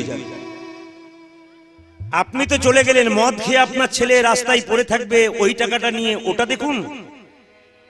আপনি তো অহংকারে মত্ত হয়ে লোকের সামনে বলতে লাগলেন, আমার প্রচুর টাকা, আমি কাউকে কেয়ার করি না, ডোন্ট কেয়ার। একজনকে কেয়ার করতে হবে, নইলে ঠকবেন আপনি। ও জিতে যতক্ষণ আবার নিতে ততক্ষণ, দেবে তো ছপ্পর ভরে, আর যখন কেড়ে নেবে না তখন বুঝবে যে কি জিনিস করেছো তুমি। ওই জন্য সাবধান থাকবেন। হরে কৃষ্ণ। যদি ভেতরে অহংকারের আবরণ চলে এসেছে, গোবিন্দের মন্দিরে বারবার প্রণাম করুন, মানুষকে সম্মান দিতে থাকুন, দেখুন ঈশ্বরের কৃপা পাবেন। মানুষ মরে যাবার পর সে স্বর্গে গেল কি নরকে গেল, তার মৃত্যুর পর তাকে দেখে আপনি বুঝবেন। কি করে বুঝবেন? একজন যখন মারা যায়, মায়েরা দেখতে যান না, দেখে এসে বলেন, বাবা এমন দেখলাম গো, 4 দিন ঘুম হলো না। একজন বলল, কি দেখলি? ও মা, বিভৎস মুখটা দেখলাম, ঘুমই হলো না, মুখটা বিকৃত হয়ে গেছে। জানবেন ইনি নরকে গেছেন। ওই জন্য এই সংসারে যারা প্রচন্ড অহংকার করবেন, তাদের মৃত্যুর সময় মুখটা বিভৎস হয়ে যাবে, লোকে ভয় খেয়ে কাছে যাবে না, নাকে কাপড় চাপা দিয়ে ভয়ে পালিয়ে যাবে। এই জন্যে যদি কেউ ভক্তি করতে পারেন, ভগবানের নাম করতে পারেন, মৃত্যুর পর দেখবেন আপনি ঘুমাবেন, লোকে দেখে বলবে, মাগো যেন মরে নাই, একবারে ঘুমাচ্ছে, জানবেন ইনি স্বর্গে যাচ্ছে। এই জন্য জন্ম হোক যথা তথা, কর্মটা যেন ভালো হয়। কাজী নজরুল মুসলমানের ছেলে ছিল, চায়ের দোকানে কাজ করেছিল। তারপর এমন একটা কর্ম করো যার ছবিটা প্রত্যেকটি বাড়ির দরজার দেওয়ালে টাঙানো আছে। কেন? তিনি কর্মটা ভালো করেছেন। এই জন্য মানুষ কুলে জন্ম নিয়ে আপনি যখন এসেছিলেন খালি হাতে, আবার যাবেন খালি হাতে। কি নিয়ে এসেছিলেন, কি নিয়ে যাবেন? যাবার ফাঁকে অহংকারটা আপনার রয়ে যাবে। আর যিনি অহংকার ব্যক্তি, তিনি মনে মনে ভাবেন, আমি খুব অহংকারী, লোককে কেয়ার করি না। কিন্তু তোমাকে যে 1000 জন কেয়ার করে না, ওটা তুমি নিজেই বুঝতে পারো না। এই জন্য নিজে মনে করো না যে আমি অহংকারী ব্যক্তি। তোমাকে কেউ এখনকার মানুষ কেউ কারো অহংকার দেখতে পছন্দ করে না, কারণ সবার আছে, আপনার কোনো চিন্তা নেই, থাকলেও কোনো দুঃখ নেই। আপনার আছে, কেউ কেড়ে নেবে না, কেউ আপনার কাছ থেকে নিয়েও নেবে না, আপনার থাকবে আপনার। কিন্তু মানুষকে ভালোবাসতে শিখুন, দেখুন আপনার ঠিক আছে। মৃত্যু সময় দেখবেন যখন আপনি গ্রাম থেকে যাবেন, তখন যদি কেউ বলে আহ লোকটা খুব ভালো ছিল গো, জানবেন ইনি যাচ্ছেন স্বর্গে। আর আপনার মৃত্যুর পর যদি বলে ওই লোকটা খুব অহংকারী ছিল, লোককে কি আর গেছে, ভালো হয়েছে, সংসারটা ভালো হলো, সমাজটা ভালো হলো, জানবেন ইনি যাচ্ছেন নরকে। আপনি অহংকারী ব্যক্তি হলে যখনই গ্রাম থেকে যাবেন না, বলো হরি হরি বল বলবে, লোকে ছি ছি করবে, এই লোকটা খুব অহংকার ছিল, বেটা গেল ভালো হলো, জানবেন ইনি নরকে যাচ্ছেন। আর আপনার মৃত্যুর পর যদি বলে আহ লোকটা খুব ভালো ছিল গো, কৃষ্ণ ভক্ত ছিল, মানুষকে সম্মান করত, জানবেন ইনি যাচ্ছেন স্বর্গে। আজকে এই কীর্তন জগতে আসার পর থেকে, ইউটিউব বেরোনোর পর, যত পুলিশ অফিসার আছে পশ্চিম বাংলার যত জায়গাতে আছে, আমরা গান করতে যাই রাস্তাঘাটে, পুলিশ অফিসারকে জিজ্ঞেস করি রাত্রিবেলায় কোন পথে যাব, ওনারা বলেন এই তো আপনার কিছুক্ষণ আগে গান শুনছিলাম, দেখি একটু ছবি নিয়ে নি। তার মানে কি, মানুষের ভালোবাসা, মানুষ ঢুকেছে মানুষের ভেতরে, এই জিনিসটা আমরা চাই যেন হিন্দু সনাতন ধর্ম বেঁচে থাকে। অন্যান্য ধর্মগুলো যেমন এগিয়ে যাচ্ছে, আমাদের ধর্ম পিছিয়ে যাচ্ছে। ওই জন্য প্রত্যেকটি হিন্দু সনাতন ধর্মাবলম্বীর কাছে একটা নিবেদন রইল, নিজের অহংকারে বসে, টাকার বসে, গাড়ির বসে, বাড়ির বসে হিন্দু সনাতন ধর্মকে নষ্ট করবেন না, নইলে আপনাকে ঠকতে হবে। আপনার পরিবারের মানুষ কোনদিন কৃষ্ণ নাম করতে পারবে না। আমি আগেই বললাম, আপনি কি দিয়ে গেলেন, কি শিখিয়ে গেলেন, আপনি যেমন শেখাবেন। আরে বাবা, তেতো গাছে তো তেতো ফলই হবে, মিষ্টি ফল কোনোদিন হবে না। ওই জন্য আপনি যদি তেতো মানুষ হন, তবে আপনার তো বাচ্চা তেতো হবে। আর আপনি যদি মিষ্টি মানুষ হন, আপনি তো মিষ্টি বাচ্চা দান করবেন, সমাজ সংসারে কাজে লেগে যাবে। এই যে নিবেদন আপনাদের সামনে, এখানে অনেকে মহাপুরুষ মহাজন কৃষ্ণ ভক্ত মানুষ, সাধুগুরু বৈষ্ণব বসে আছেন, যে যেখানে আছেন, মায়েদেরকে বলি সস্তা নাম করবেন না, দামি নাম করবেন। দামি নামটা কি একটু বুঝিয়ে দিই। দামি নাম হচ্ছে হরে কৃষ্ণ কৃষ্ণ কৃষ্ণ হরে হরে, হরে রাম রাম রাম হরে হরে। কোন হিন্দু লোক এই 16 নাম 32 অক্ষর বলতে না পারলে ওকে হিন্দু বলে পরিচয় দেওয়া উচিত নয়। এটা সকালবেলা একবার ঘুম থেকে উঠে, দুপুরবেলা একবার, সন্ধ্যাবেলা একবার, 3 বার বলে দিলে আপনার মুক্তি হয়ে যাবে। বেশি কিছু কলিজীবের দরকার নেই। এটা হচ্ছে দামি নাম। প্রশ্ন করবেন তাহলে সস্তা নাম কি? অপরাধ নেবেন না। অনেকে বলে কালী নাম করো উদ্ধার হয়ে যাবে, দুর্গা নাম করো উদ্ধার হয়ে যাবে, সরস্বতীর নাম করো উদ্ধার। না না, সব দেবতার পুজো করবেন। কিন্তু বাবা, আপনার বাড়িতে অনুষ্ঠান হচ্ছে, কাউকে নিমন্ত্রণ করতে গেছেন, কারো বাড়িতে যদি বাবা বেঁচে থাকে, বাবাকে নিমন্ত্রণ পত্র দিলে ছেলে বৌমাকে নতুন করে নিমন্ত্রণ পত্র দিতে হয় না। কেন? বাবাকে নিমন্ত্রণ পত্র দিলে নিমন্ত্রণ পত্র আপনি ছেলে বৌমার কাছে পৌঁছে যায়। ঠিক সেই রকম গোবিন্দ চরণে প্রণাম দিলে অন্য দেবদেবকে প্রণাম দেবার দরকার নাই, আপনি দেবদেবীর চরণে প্রণাম জানাবেন। তাহলে মায়েরা প্রশ্ন করবেন, বৃহস্পতিবার দিন আমরা আপনার লক্ষ্মী পুজো কি বার করেন? সোমবার। দেখুন 2-4 জন হ্যাঁ কি ভক্তি ভরে বলছে, মানে আপনি কি আর ভুল বলবেন? যেই না বলেছি সোমবার, তখন হ্যাঁ হ্যাঁ কি। আচ্ছা মায়েরা, আপনারা বৃহস্পতিবার দিন লক্ষ্মী পুজো করেন তো, তাহলে আপনারা বলবেন লক্ষ্মী পুজো করবো না। আরে বাবা করবেন। যখনই ব্রাহ্মণ আপনাকে পুজো করাচ্ছে, তখন কি বলছে? শ্রী বিষ্ণু শ্রী বিষ্ণু শ্রী বিষ্ণু, একবার বলছে শ্রী লক্ষ্মী শ্রী লক্ষ্মী। যে কোনো দেবতাকে পুজো করো না কেন, আগে বিষ্ণুকে পুজো করানো হয়। এই জন্য সস্তা নাম করবেন না, দামি নাম করবেন। সস্তার অবস্থা খারাপ, কম দামে কিনে মোজা, বাড়ি ফিরে গেল সোজা, কিছুতে ঢোকে না হাতে, তাই শেষে পস্তানা। ওই জন্য কম দামের নাম করবেন না। কম দামের নাম করলে কি হয়? আমি একবার ট্রেনে গান করতে যাচ্ছিলাম, আমার সামনে একজন কোটিপতি লোক বসে আছে, পেপার পড়ছে, আমি তাকে চিনি। তো দেখছি একজন ফেরিওয়ালা পাখা বিক্রি করছে। দাদা, এই ডান হাতে যে পাখা আছে এটার 15 টাকা দাম, আর বাঁ হাতে যে পাখা আছে ওটার 5 টাকা দাম। তবে শুনে রাখুন, এই 15 টাকার পাখাটাও 6 মাস যাবে, আর 5 টাকার পাখাটাও 6 মাস যাবে। যেটা ইচ্ছা কিনে নিন। আপনার কোনটা নেবেন? 2-4 জন বলছে মাথা খারাপ, 5-এ যদি 6 যায়, 15-তে 6 যায়, 5ই নেব।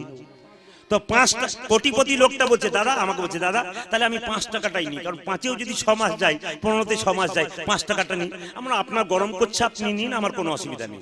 এখন উনি কি করেছেন? 5 টাকার পাখাটা নিয়েছেন, 2 বার ঘুরিয়েছেন, আর পাখার কাঠি ছেড়ে চলে গেছে। কিছুক্ষণ পরে ফেরিওয়ালাকে জিজ্ঞাসা করছে, ভাই তুমি যে বললে 5 টাকার পাখা আর 10-15 টাকার পাখা দুটোই 6 মাস যাবে। বলছে সস্তা পাখা কিনেছেন, ব্যবহার করা জানতে চাই। বলে কিরকম ব্যবহার? সস্তা পাখা ব্যবহার করবেন, ব্যবহার করার নিয়ম আছে। বলে কিরকম নিয়ম? তখন ফেরিওয়ালা বলছে পাখাটা ধরবেন, মাথাটা ঘুরবেন, পাখা ঘুরবেন।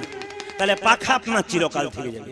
এই জন্য নিজে আপনাদের কাছে নিবেদন রইল মায়েরা, সস্তা নাম করবেন না, দামি নাম করবেন, মহামন্ত্র নাম ভগবান শ্রীকৃষ্ণের নাম। পণ্ডিত কি বললেন? আশ্রয় লইয়া ভজে তারে কৃষ্ণ নাহি তেজে, বাকি সবে মরে অকার। বাবা, প্রত্যেকটা জীবের একটা আশ্রয়ের দরকার আছে। এই যে আপনারা কীর্তন শুনতে এসছেন, এখন কুয়াশা পড়ছে, যারা প্যান্ডেলের নিচে আছে ভিজবেন না, যারা বাইরে আছেন তারা ভিজবেন। প্রচন্ড বৃষ্টি এলে ছাতা নিয়ে যায়, সে ভেজে কিন্তু কম ভেজে। যে ছাতা নেয় না সে তো ভিজেই যায়। ধর্ম হলো ছাতা। আপনি ছাতা নামক ধর্মকে ধরে থাকুন, আপনার ব্যথা দুঃখ যন্ত্রণা আসবে কিন্তু কম আসবে। ছাতা ছাড়া হলে, ধর্ম ছাড়া হলে আপনাকে নিতাই গৌর হরিবোল হয়ে যেতে হবে। এই জন্য যখনই আপনি ভগবানের নাম করবেন, ভগবান দু চারটা ধাক্কা আপনাকে দেবে, এতে ভয় খেয়ে যাবেন না।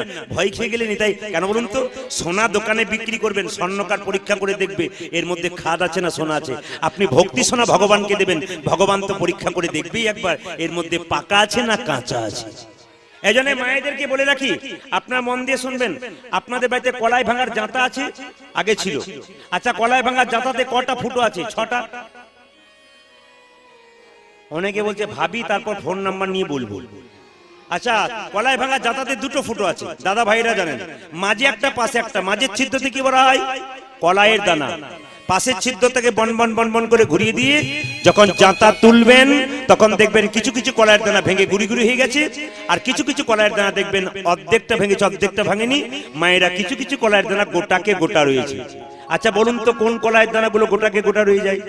জাঁতার মাঝে যে গঞ্জ আর গঞ্জের চারিপাশে যে কলাইয়ের দানা, তারা কিন্তু গোটাকে গোটা রয়ে যায়।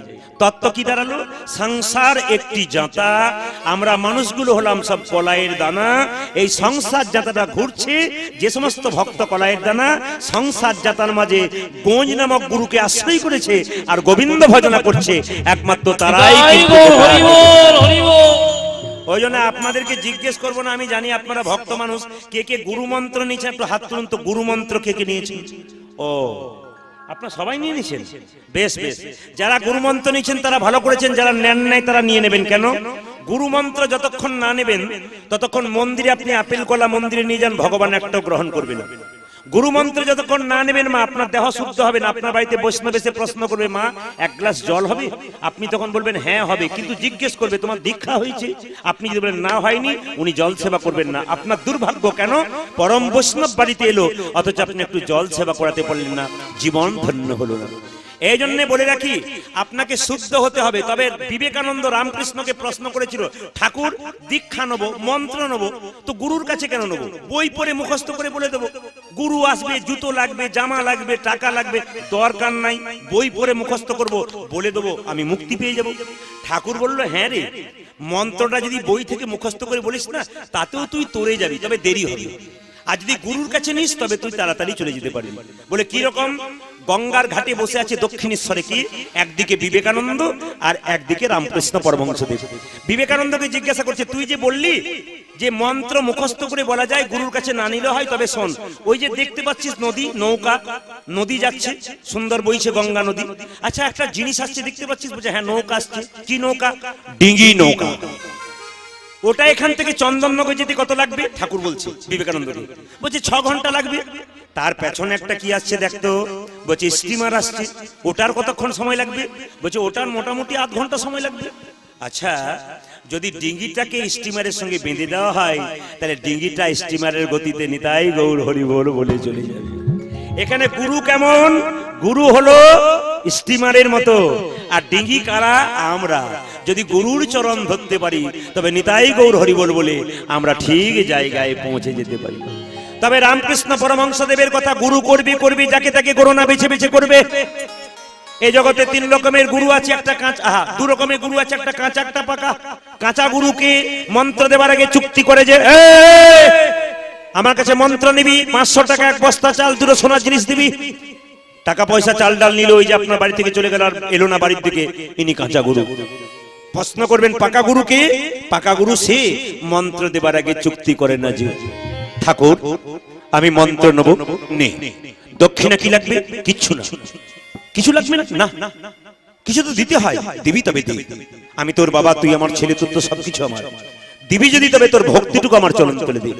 যিনি আপনার ভক্তিটুকু চরণ তলে নিয়ে প্রতি বছর আপনার বাড়িতে এসে আপনাকে পরীক্ষা করে দেখবে আমি যে মন্ত্রটা দিয়েছি ঠিক ঠিক ভজনা করছি কিনা, এরাই হচ্ছে পাকা। কিছু মনে করবেন না বাবা, আমাদের সবচাইতে লজ্জার ব্যাপার কি জানেন? আমাদের ইয়ং ছেলেরা কীর্তন শোনে, কীর্তন ভক্ত আছে, কিছু কিছু ছেলে আছে কীর্তনের তালিও দেয় না, কিছু দেয় না, কিন্তু দেখবেন মা দুর্গা বিসর্জন যখন হয় তখন তো চোখের জল ফেলার কথা। এত জোরে ডিজে বাজায় যে মা কৈলাস পর্বতে বাবাকে গিয়ে বলে আগামী বছর আর যাবার চান্স নাই। যা বাজাচ্ছে ওদের তো হার্টের দোষ হচ্ছেই, খালি দেবী সেটিকে দেখাচ্ছে গিয়ে, আর তারপর আবার আমারও অবস্থা খারাপ হবে। ওইখানে নাচতে পারছে, লজ্জা আমাদের এই জায়গাতে হরিনামে একটু নাচতে পারছে। যে বল রাধা রানী কি, শ্যাম সুন্দর কি, মদন মোহন কি। মহাপ্রভুর একটা বাণী আমরা শুনবো কি, দশে পাঁচে সবে মিলে দাঁড়েতে বসিয়া কীর্তন করহ সবে হাতে তালি দিয়ে। এটা মহাপ্রভুর কথা, কিন্তু এ কথা আপনারা সবাই মানবেন। সবাইকে বলে রাখি মায়েরা, এইদিকে সকালবেলায় ঘুম থেকে উঠে বাচ্চাকে একটু কীর্তন করানো শেখানো। আস্তে মায়ের কোলটা হচ্ছে হাজার স্কুলের সমান, এপিজে আব্দুল কালাম বললেন মায়ের কোলটা হাজার স্কুলের সমান। আমাদের ভাষা মাতৃভাষা না পিতৃভাষা, জোরে বলুন। ও মায়েরা কার ভাষা? কেন বলুন তো? বাবা তো জন্ম দিয়ে খালাস, মা দেখবেন কোলে করে নিয়ে খোকা আমার, ধন আমার, সোনা আমার বলে কিনা। ভাষাটা কার শেখে? মায়েরই শেখে।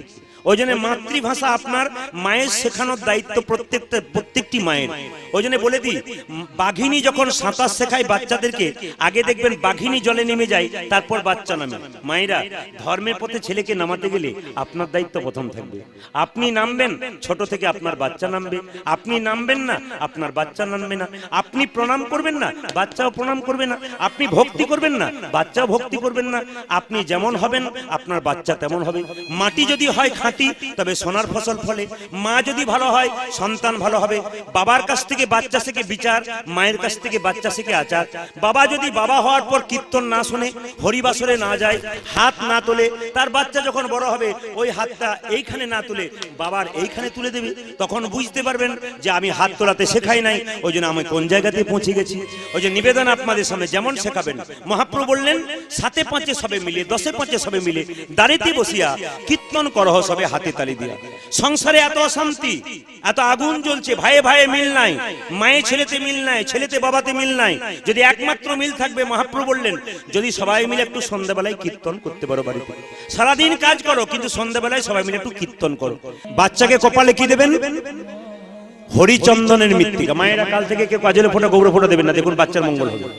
আমি জিনিসটা জানিয়ে দিই, বাচ্চার কপালে দেবেন হরিচন্দনের মৃত্তিকা। কাকে বলে?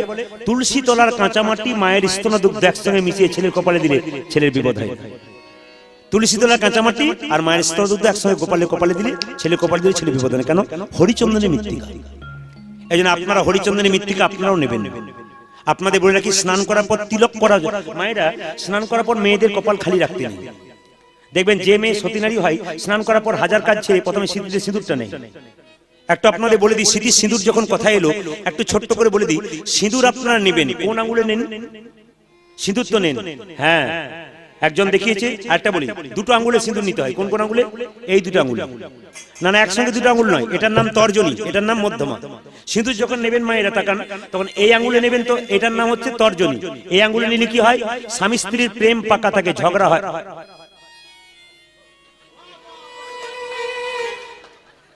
আপনাদের এখানে আর কিন্তু স্বামী স্ত্রীতে কোনোদিন ঝগড়া হবে না এই আঙ্গুলে সিঁদুর নেন। আসলে এরা বলছে আমাদের তো ঝগড়া হয় না। দাদারা বলছে একবার ঘর চলুন তাহলে বুঝবেন। আপনি একদিনে কি বুঝবেন? আপনারা বুঝছেন আর ইনি বুঝছেন। ইনার যে কি হয় ইনি বুঝছেন। এই যে তাকান মায়েরা, স্বামী স্ত্রীতে ঝগড়া হবে না। আপনাদের দুটো একটি মন্ত্র শিখিয়ে দেবো, বলবো না বাদ দিয়ে দেবো। মায়েরা বলছেন বলুন বলুন, ওই জন্য কীর্তন শুনতে আসা, রাজ্যকে বসে আছি কেন? স্বামী স্ত্রীতে ঝগড়া হবে না কোনোদিন। শাস্ত্র কি বললো? দুটো কাজ একসঙ্গে করবেন মা। কি? এই দিকে তাকান, দুটো কাজ একসঙ্গে, একটা ভজন একটি ভজন, একটি ভজন একটি ভজন। তার মানে কি? স্বামী যদি বেলা 3টে আসে, 3টের সময় ওনাকে দিয়ে তারপর সেবা করবেন, তবে আপনার পাক্কা প্রেম থাকবে। আর যদি মনে করেন এই বিউটি পার্লার থেকে গেলাম, ডিজাইন ভালো আছে, দরকার নাই, আমি আগে খেয়ে নেবো, তাহলে ঝগড়া হওয়ার চান্স আছে। আর কি?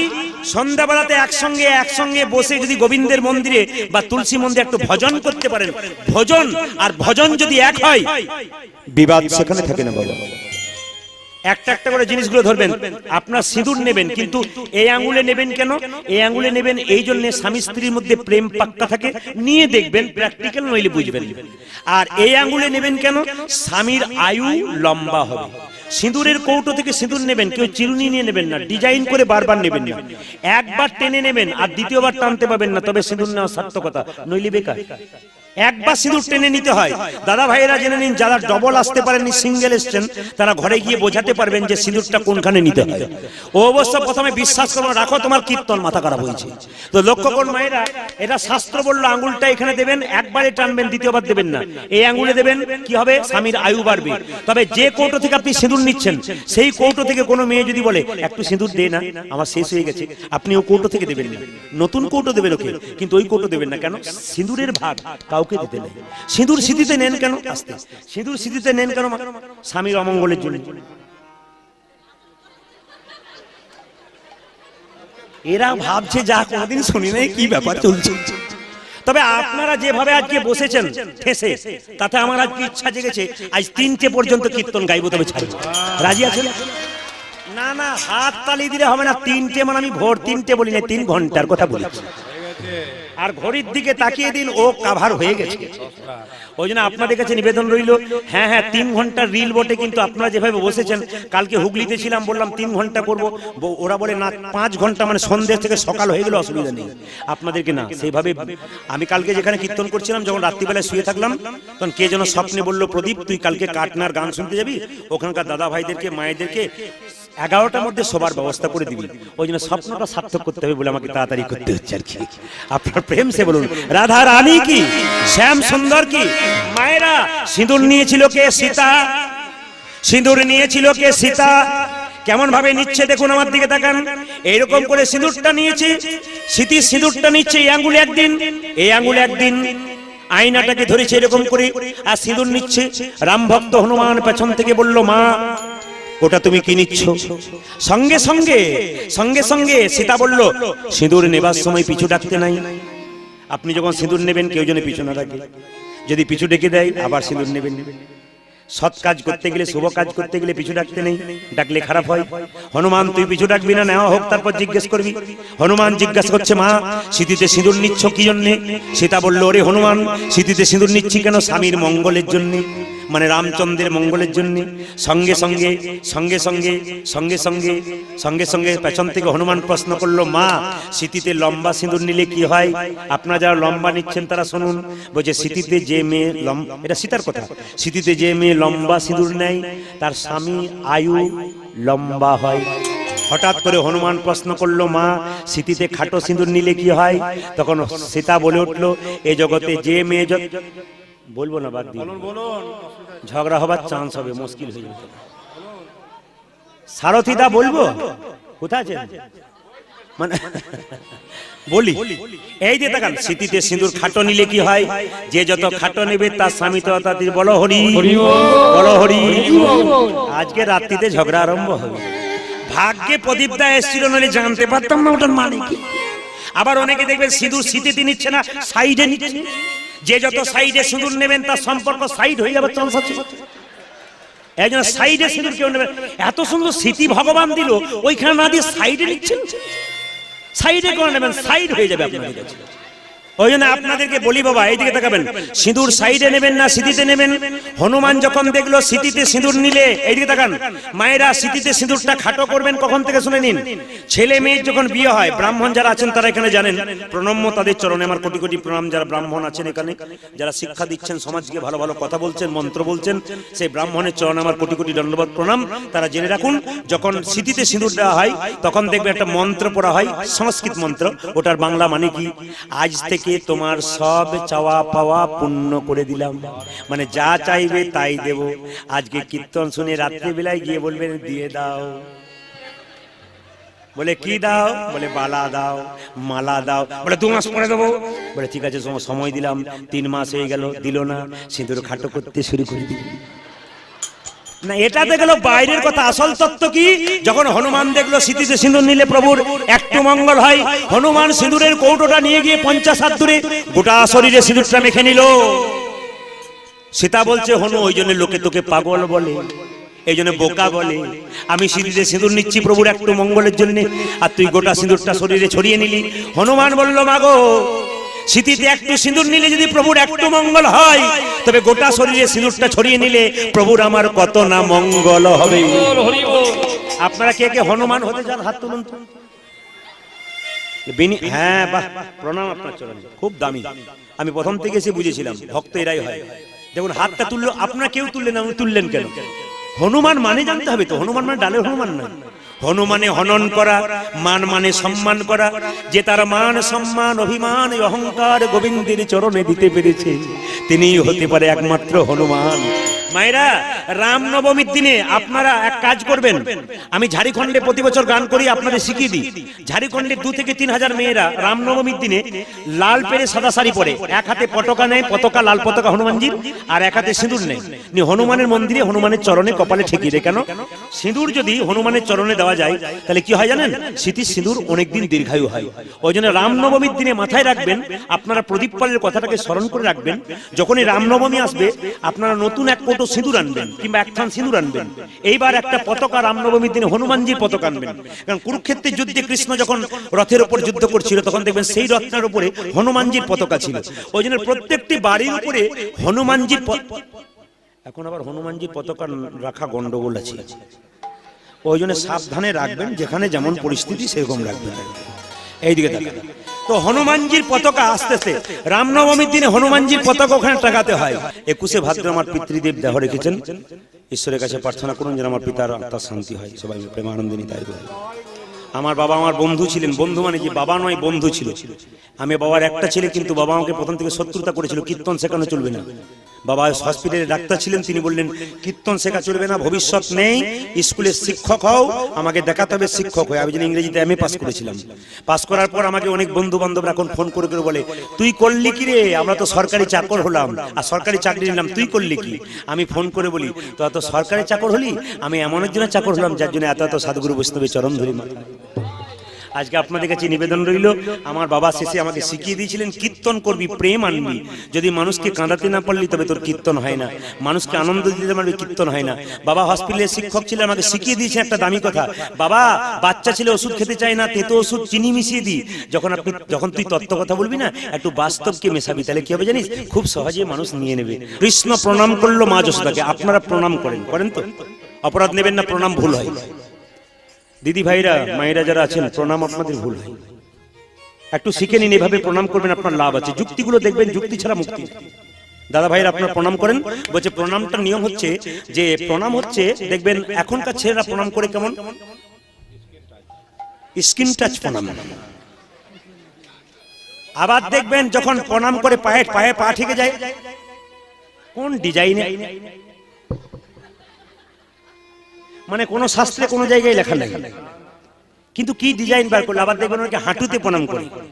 এমন বাচ্চাদের তৈরি করছেন বাবা, ছেলে বলবে হাউ আর ইউ ড্যাড। যারা টাকা পয়সা নিয়ে অহংকার দেখাচ্ছেন, নিজেকে বড় লোক মনে করেছেন, ছেলেগুলোকে অহংকারী করছেন, তারা শিখে নেবেন। এক জায়গায় কীর্তন করতে গেলাম, এক দাদা বললেন, আমার মা খুব ভক্ত আপনার, ইউটিউবে দেখে, একবার চলুন মাকে দর্শন দিন। মা কীর্তন শুনতে যেতে পারবে না। তো বৃদ্ধা মায়ের মনোবাসনা পূর্ণ করার জন্য তাদের বাড়িতে গেলাম। দাদা বললেন চেয়ারে বসুন। দাদা কি করলেন, তাকান ওদিকে। দাদা নিচে পাটাকে লম্বা করে বসেছে, আর আমি চেয়ারে বসে আছি, চা খাচ্ছি। ওর ক্লাস 9-এ পড়া ছেলেটা দৌড়াতে গিয়ে ওই বাবার পায়ে পাটা ঠেকিয়ে দিয়ে চলে গেল। যখনই পাটা ঠেকিয়ে দিয়ে চলে গেল, তখন বাবাটা ছেলেটাকে বলছে, লজ্জা করে না? কীর্তনিয়া বসে আছে, আমার পায়ে পা ঠেকিয়ে দিলি, লজ্জা করে না? প্রণাম করতে হয় জানিস না? ছেলেটা বলছে, বাবা প্রণাম করবো না। বলে কেন? পরশু তারিখে আমার দাদুর পায়ে তোমার পাটা ঠিকলো, তখন প্রণাম করলে না, আমি প্রণাম করবো না। আপনারা যারা মনে করছেন টাকা আছে, বাড়ি আছে, গাড়ি আছে, তারা আমার আঙুলটা দেখে মনে রাখুন, আপনার বাচ্চা কিন্তু এরকম তৈরি হবে, সেদিন বুঝে নেবেন যে আপনি যেমন দেখাচ্ছেন আপনার সেরকম হবে। আপনাদের কাছে নিবেদন রইল, এই জায়গাটাকে আপনারা ধরবার চেষ্টা করবেন। প্রণামের নিয়ম হচ্ছে কেমন? প্রণামের নিয়ম হচ্ছে সাষ্টাঙ্গে। দাদা ভাইদের, বাবাদের, মায়েদের সাষ্টাঙ্গে প্রণাম না, কোনোদিন সাষ্টাঙ্গে প্রণাম করবেন না। ধরাদেবীর স্তন যখন থেকে কেটেছিল, তখন থেকে বক্ষ আর আপনারা মাটিতে দিতে পাবেন না, এটা নিয়ম। প্রণাম করার সময় কিন্তু আপনি বক্ষ মাটিতে দেবেন না, নিয়ম। আপনি অন্যভাবে প্রণাম করবেন। যখন দেবতার মন্দিরে প্রণাম করবেন তখন আপনি ডান দিকে থেকে প্রণাম করবেন। যেমন আপনি মা দুর্গার মন্দিরে প্রণাম করছেন, কোনোদিন সোজা প্রণাম করবেন না। সোজা যদি হয় আপনার ভুল হচ্ছে, পরিষ্কার শাস্ত্র বলছে। ধরুন এইদিকে মা দুর্গা আছেন, সোজা প্রণাম করবেন না, সবসময় ডান দিকে প্রণাম করবেন। আপনি নিজেকে ডান দিকে রেখে প্রণাম করবেন, মাকে ডান দিকে রাখবেন, নিজেকে নিজের হাত থেকে ডান দিকে। আর কৃষ্ণের মন্দিরে প্রণাম করবেন তখন বাঁ দিকে রেখে প্রণাম করবেন। আর সাধুগুরু বৈষ্ণবকে প্রণাম করবেন তখন সম্মুখে রেখে প্রণাম করবেন। তবে বলে রাখি আপনাদেরকে, প্রণামটা আপনাদের উল্টো হয়। একটু বুঝিয়ে দিই, প্রণামটা আপনাদের উল্টো হয় কেন? প্রণাম শেখাই হয়নি। বলে কেমন শেখা হয়নি? শাস্ত্র কি বললো এইদিকে তাকাবেন। আমাদের শরীরে 4টা জাতি আছে। কি কি?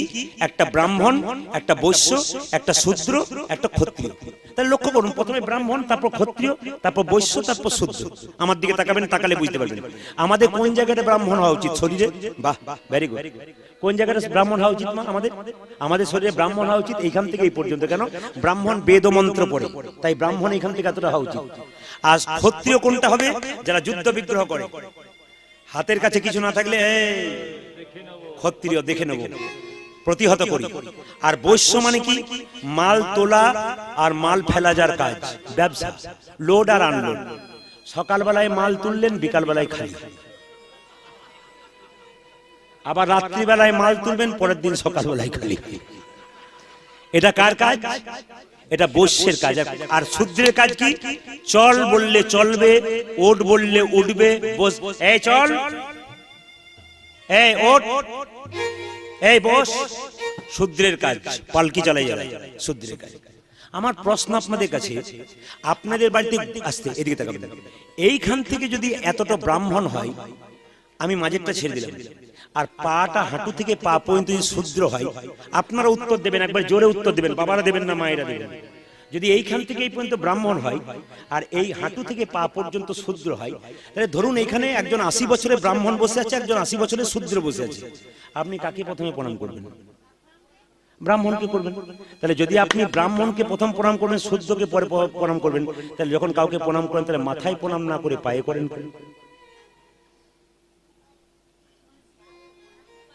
যদি ব্রাহ্মণকে আগে করবেন তাহলে ব্রাহ্মণ তো এখান থেকেই বলতো, আমরা মাথায় প্রণাম না করে পায়ে করি না। এই জায়গাগুলো ধরতে হবে। কি প্রণাম? আপনার বাড়িতে গুরুদেব এলো, বলছে গুরুকে প্রণাম করলে মুক্তি হয়। কজনের মুক্তি হয়েছে? একজনের হয়। যদি কেউ হাত তুলে বলেন আমার মুক্তি হয়েছে, আপনি ভুল বলছেন লোকের সামনে। আপনি গুরুকে প্রণাম করেছেন, প্রণামটাই আপনার হয় না। বলে কেন হয় নাই? আমি আপনাদের বুঝিয়ে দিই কেন হয় নাই। এখন দেখবেন কারেন্ট এসেছে, আগে কারেন্ট ছিল বাবা, জোরে বললেন। এখানে অনেকে আছেন, কি ছিল? কেবল ছিল না, কি ছিল? আরে ব্যাটারি ছিল। তো ব্যাটারিতে যখন টিভি চলতো, খুব মন দিয়ে শুনবেন, ব্যাটারিতে টিভি চলতো তখন দেখবেন প্লাস মানে লাল দিকটা প্লাস আর কালো দিকটা মাইনাস। প্লাসের জায়গায় প্লাস আর মাইনাসের জায়গায় মাইনাস, দুটো কামড়ি দেওয়া হতো। যদি উল্টো পাল্টা হয় তাহলে পিকচার টিউব একবারে শেষ, ছবি বন্ধ। তাহলে বাবা প্লাসে প্লাস মাইনাসে মাইনাস, মানে প্লাসে ডানটা মানে লালটা আর মাইনাসে কালোটা দিতে হবে, তবে পিকচার টিউবে ছবি ভালো আসবে। এবার আপনি যখন কাউকে প্রণাম করছেন, আপনার প্রণামটা কেমন হবে? ডান হাতটা ওনার ডান পায়ে পড়বে আর বাঁ হাতটা বাঁ পায়ে পড়বে। সঠিক বিচার করে দেখুন তো, যখন প্রণাম করেন তখন আপনার কোন হাতটা কোন পায়ে পড়ে? ডান হাতটা বাঁ পায়ে পড়ে আর বাঁ হাতটা ডান পায়ে পড়ে। তাহলে প্রণাম ঠিক হলো, পিকচার টিউব ঠিক থাকবে। তাহলে আপনি প্রণাম করবেন কেমন করে? এই দিকে তাকান, দেখুন তো আপনার ডান হাতে ওনার ডান পায়ে আপনার ডান হাত পড়ছে কিনা। কৃষ্ণ এরকম করে দাঁড়িয়ে আছে, লোকে বলছে কৃষ্ণ তুমি বাঁকা, তুমি বোকা। বলে আমি বোকা নয়, তোরা বোকা। বলে তুমি উল্টো, বলে আমি উল্টো নয়, আমি আগে থেকে উল্টে আছি, তোরা উল্টো বলি। প্রণামটা উল্টো করবি, ওই জন্য পাটা আগে থেকে বাড়িয়েই আছে, এই পায়ে করবি। তাহলে প্রণামটা কি করছে মা? ভগবান কৃষ্ণ পাটাকে উল্টে আছে কেন? প্রণামটা সোজা নেবে বলে আপনি উল্টো দেবেন ওই জন্য। এইবার প্রশ্ন হবে প্রণামটা কেন পায়ে করবেন? যুক্তিটা দেখুন। পায়ে প্রণাম কেন করবেন? পায়েই তো সব। কেউ যদি কারোর সঙ্গে ঝগড়া হয়, বহুদিন পরে মিল হয়, হাতে ধরলে নাও হতে পারে, কিন্তু পায়ে ধরলে 7 খুন হরে কৃষ্ণ মাফ হয়ে যায়। পায়েই তো সব। ছোট যদি বড়কে বড় বলে তবে বড় হয়, বড় নিজেকে বড় বললে বড় হয় না। এমপি এমএলএ মিনিস্টার কখন আপনার দরজার সামনে এসে হাত জোড় করে? কিছুদিন পরে। কখন আসে? ছোট যদি বড়কে না বড় করে তাহলে বড় বড় হয়। পায়ে কেন প্রণাম করবেন? এদিকে তাকান, শাস্ত্র কি বললো? কৃষ্ণ রসতত্ত্ব মঞ্জুরি বলে একটা বই আছে, পরিষ্কার করে লেখা আছে, বাচ্চা যখন মায়ের পেটে থাকে মা, তখন মাথাটা নিচের দিকে, পাটা উপর দিকে থাকে। জোরে বলুন, থাকে না? মাথাটা নিচের দিকে, পাটা উপর দিকে থাকে। কিন্তু 7 মাস বয়সে দেখবেন আপনারা সাত খাওয়াতে যান না। সাত খাওয়ানো মানে মায়ের জীব পরিবর্তন নয়, এটা জানতে হবে আপনাদের। আজকের বাচ্চা জন্ম নিচ্ছে দুষ্ট বাচ্চা, সুস্থ বাচ্চা হচ্ছে না। সুস্থ বাচ্চা কারা? কৃষ্ণ ভক্ত যারা। দুষ্ট বাচ্চা কারা? কৃষ্ণের বিরোধী যারা। আজকে যত সন্তান তৈরি হচ্ছে কৃষ্ণ বিরোধী হচ্ছে কেন? আপনারা পেটের মধ্যে বাচ্চা থাকাকালীন নিয়ম পালন করেন নাই, ওই জন্য দুষ্ট বাচ্চার জন্ম হচ্ছে। কেন হচ্ছে আপনাদের প্রমাণ দিয়ে দিই আপনাদেরকে। লক্ষ্য করবেন মায়েরা, মায়ের পেটে বাচ্চা থাকাকালীন 7 মাস বয়সে কি খেতে হয়? একটু নিরামিষ খেতে হয়, সাধুগুরু বৈষ্ণবের উচ্ছিষ্ট প্রসাদ খেতে হয়। কিন্তু আপনি যখন মনে মনে ভাবলেন বাবা আমার জন্য এই এনো সেই এনো, 7 মাস বয়সে সাত খাওয়াতে যাওয়া হবে, কিন্তু দেখবেন আমরা মাছ মাংস ডিম সাত খাওয়াতে গিয়ে খাওয়াই বলে বাচ্চাটা ভালো হয় না। বাচ্চা যখন জন্ম নেয় তার মুখে যখন ভাত দেন, প্রসাদ দেন না অপ্রসাদ দেন? জীবনটা শুরু কি প্রসাদ দিয়ে? আপনার জীবনটা তো প্রসাদ দিয়ে। তারপর আপনি মামার ঘরে গিয়ে বলবেন যা ওর জাত পাল্টে আয়। জাত পাল্টে মানে কি? মাছ মুখ ঝুটা করে মাছ খাইয়ে দেয়। মাও জানে না আগে কোন জাত ছিল, আর শাশুড়িও জানে না আগে কোন জাত ছিল। ওরাই যে নিজে কোন জাত সেটাই জানে না, জানবে কি? এই দিকে তাকাবেন বাবা, একটু কথা বলে মন দিয়ে শুনুন। পেটের মধ্যে বাচ্চা থাকলে 7 মাস বয়সে একটু প্রসাদ খেতে হয়, কিন্তু যত 7 মাস বয়সে পেটে বাচ্চা থাকে মেয়েদের দেখবেন ফুচকার দোকানে ফুচকা খায়, আর যে মেয়ে যত ফুচকা খায় তার তত ফচকে ছেলের জন্ম হয়। দেখেন, ফুচকা খায় যত তার তত কি হয়? ফচকে ছেলের জন্ম হয়। একবারে যুক্তির কথাগুলো শুনবেন। এই যে দেখার মায়েরা, তাহলে মায়ের পেটে ভগবান শ্রীকৃষ্ণ 7 মাস বয়সে দেখা দেয় আমাদেরকে, প্রত্যেকটি শাস্ত্রে বলেছে, সবাইকে দেখা দিয়েছে। তাহলে এইবার বলুন তো, মাথাটা যদি নিচের দিকে থাকে, পা যদি উপর দিকে থাকে, কৃষ্ণ যদি গর্ভের মধ্যে দেখা দেয়, তাহলে কৃষ্ণ বসবে কোথায়? মাথার দিকে না পায়ের দিকে? জোরে বলুন। অনেকে ভাবছে যে চুপ থাকাটাই বুদ্ধিমানের কাজ। ওনাকে পয়সা দিয়ে এনেছি, উনি বলবেন, আমাদের কি বলার দরকার আছে? মাথাটা কোন দিকে থাকে? নিচের দিকে। পাটা কোন দিকে? নিচে বসতে পারবে, ওপর দিকে পায়ে বসে। আচ্ছা বলুন, তোমার কৃষ্ণের বসার জায়গা কোথায়? পদ্মাসন। পদ্মের গায়ের রং কেমন? লাল। পদ্মের গায়ের রং লাল। ছেলে কালো হোক আর পরিষ্কার হোক, পায়ের রং কেমন? জোরে বলুন। ছেলে পরিষ্কার হয়, কালো, পায়ের রং কেমন? লাল। লাল বলে কৃষ্ণ পায়ে বসেছিল বলে আমরা সবাই মিলে নিতাই গৌর হরিবল বলে পায়েই প্রণাম করি। আচ্ছা, আজকে একটা কথা বলে যায়, আপনারা যারা কীর্তন শুনতে এসছেন কেউ ভগবান দেখেনি, কিন্তু আমি আজকে আসরে দাঁড়িয়ে কথা দিলাম প্রদীপ পাল, ভগবান দেখাবো দেখাবো দেখাবো। কে কে দেখবেন হাত তুলুন। আমি কথা দিচ্ছি ভগবান দেখবো, হাত তুলুন। কে দেখবেন? বাবা দাঁড়ান দাঁড়ান, আমি যে বললাম কে কে ভগবান দেখবেন, হাত তুলে দিলেন, ভগবানকে আমার ঘরের ছেলে যে আপনাদেরকে পাঠিয়ে দেবো। তাহলে আপনারা প্রশ্ন করবেন, হরে কৃষ্ণ, আপনারা প্রশ্ন করবেন দেখাবো কেন বললেন? আমি দেখাবো তবে ছাড়বো। আজ যখন দাঁড়িয়েছি আমি বলেছি দেখাবো, হিম্মত দিয়ে বলে ছাড়বো। যে ছেলে সারা বছর পড়াশোনা করে না সে পরীক্ষায় ফার্স্ট হতে পারে? জোরে বলুন। কোনদিন ভগবানকে ডাকলেন না, আজ বললেন ভগবান দেবো, ভগবান পাবেন। কাল সকাল থেকে একটা কাজ করবেন, সন্ধ্যে পর্যন্ত ভগবান পাবেন। কি? কাল সকাল থেকে সন্ধ্যে পর্যন্ত যে যে জলে ডুবে থাকবেন সেই ভগবান পাবেন। বলছে মাথা খারাপ, কীর্তন শুনছি, তোমার ভাগ্য বলা, এত বড় বাড়ি, টাকা পয়সা সব জলে দেবার জন্য। এই দিকে তাকান, এখানে তত্ত্ব কি বলেছি? একবারও বলি নাই নদীর জল, একবারও বলি নাই ইদারার জল, একবারও বলি নাই পুকুরের জল। কাল সকাল থেকে সন্ধ্যে পর্যন্ত যে যে নয়ন জলে ডুববে একমাত্র ভগবানকে সেই দেখতে পাবে। ভগবান বলল আমি মন্দিরে থাকি। যুক্তিগুলো দেখবেন, কীর্তন যুক্তি। আজকে বাচ্চা ছেলেগুলো কীর্তন শোনে কেন? এরা কীর্তনে ভক্ত ছিল না, আজকে এসেছে কেন? যুক্তি ছাড়া এদের মুক্তি নাই। আমি যখন কীর্তন প্রথম শিখেছিলাম, আমার গুরুদেব শক্তিপদ দাস বৈষ্ণবকে বলেছিলাম যুক্তি দিয়ে কীর্তন শিখবো। শিক্ষিত ছেলে আমি, আমাকে যুক্তি দেখিয়ে দিন।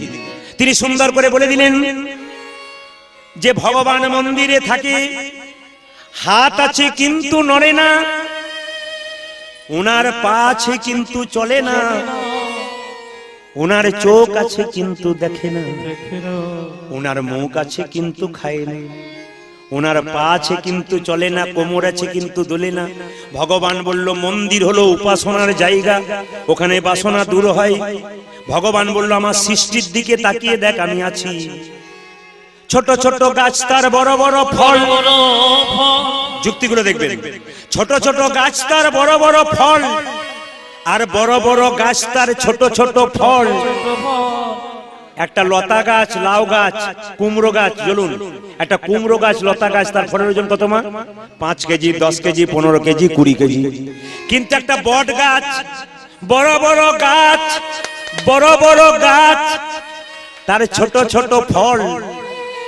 আর লতা গাছ, তার বড় বড় ফল, কুমড়ো ফলটা বড় কিন্তু বটের ফলটা ছোট। কেন বটের ফলটা ছোট হলো? ভগবান বলছে গ্রীষ্মকালে আমার ভক্তরা আমার গুণগান গাইতে গাইতে যখন বট গাছের নিচে বসবে, বটের ফল যদি এত বড় করে দিই, চাপা পড়ার ভয়ে বসবে না, আমার নামও করবে না, তাই বটের ফলটা ছোট করে দিলাম। যুক্তি আছে কিনা? এই জন্য একটা রাখাল বালক, এই দিকে তাকান, একটা রাখাল বালক একদিন গাছের উপরে বসে আছে আর মনে মনে ভাবছে ভগবানের কোনো বিচার নাই, এইটুকু গাছ আর এইটুকু ফল, বলতে বলতে নাকি একটা ফল পড়ে গেছে। মনে মনে ভাবছে ভগবানের বিচার ঠিকই আছে, ফল বড় হলে নাক মুখ চোখ আমার সব ভেঙে যেত, ভাগ্যে ফলটা ছোট হলো। আপনাদের এই গ্রামে এসে আমি একটা আশীর্বাদ করে যাই, ভগবানের কাছে প্রার্থনা করে যাই, যারা বাইরে থেকে এসেছেন, যারা গ্রামের আছেন, প্রত্যেকটা পরিবারে একটা করে কৃষ্ণ ভক্ত সন্তান জন্ম হোক। আমি টাকা পয়সা চাইব না, একটি করে কৃষ্ণ ভক্ত সন্তান জন্ম হলে বাবা উদ্ধার হয়ে যাবে, মা উদ্ধার হয়ে যাবে। হিরণ্যকশিপুর মতো বাবা প্রত্যেক গ্রামে আছে যারা হরিনাম করে না, তাদের বাড়িতে যেন ভক্ত প্রহ্লাদের মতো একটা করে ছেলে জন্ম নেই, এটা আমি প্রার্থনা করে যাব। নিমাই সচিমাতাকে বলেছিল, মা তুমি আমায় ডাকলে কেন? পিণ্ডটা দিয়াই। নিমাই বলেছিল, মা পিণ্ড দিলে কি হয়? সঙ্গে সঙ্গে সচিমাতা বলেছিল, পিণ্ড দিলে 7 বংশোদ্ধার হয়। সঙ্গে সঙ্গে নিমাই বলেছিল, মা পিণ্ড দিলে 7 বংশোদ্ধার হয়। কোন বংশে কৃষ্ণ ভক্ত সন্তান হলে তার 7 বংশ নয়, তার 14 বংশোদ্ধার। এই জন্য আমি চাইবো আপনাদের বাড়িতে বাড়িতে কৃষ্ণ ভক্ত সন্তান জন্ম নিলে তার 14 বংশ উদ্ধার হয়ে যাবে। আসুন এবার বলি আপনাদেরকে একটা ছোট্ট কথা। হরিনাম যারা শুনছেন তারা ভালো করছেন, যারা শুনবেন না তারা বসে শুনুন। হরিনাম সবার ভালো লাগে না, কিন্তু শুনে রাখুন, বলছে প্রথমে যদি জ্বর হয় তাহলে তেতো জিনিস যে যা খাবেন তা তেতো লাগবে। ডাক্তার বললো বারবার মিছরি খা, দেখবি তেতো জীব মিষ্টি হয়ে যাবে। যাদের হরিনাম ভালো লাগে না বারবার শুনবেন, বারবার বলবেন, আস্তে আস্তে এমন এক জায়গায় পৌঁছাবেন হরিনাম হলেই আর ছাড়তে পারবেন না। এখানে এসে সবাই বসে যাবে।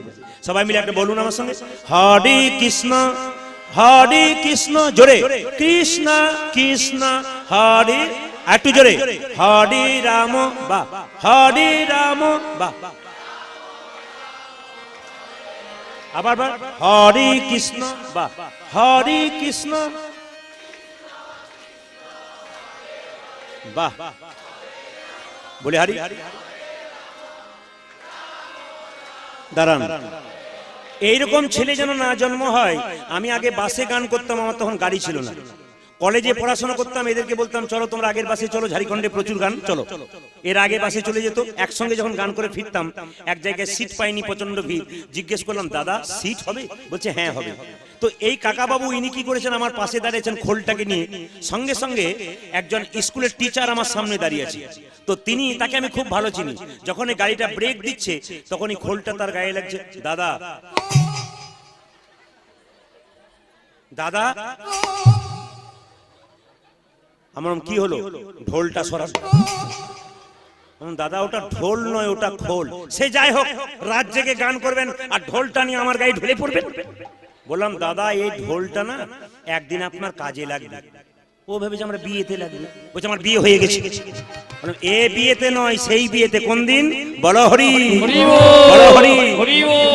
বাবা একটা কথা বলে যায়, যে যেখানে বসে আছেন ঘরের দরজাতে গোপালের সংসার লিখবেন, পিতৃমাতৃ ভবন লিখবেন, সুস্বাগতম লিখবেন, ইংরেজিতে ওয়েলকাম লিখবেন, অন্য কিছু লিখবেন না।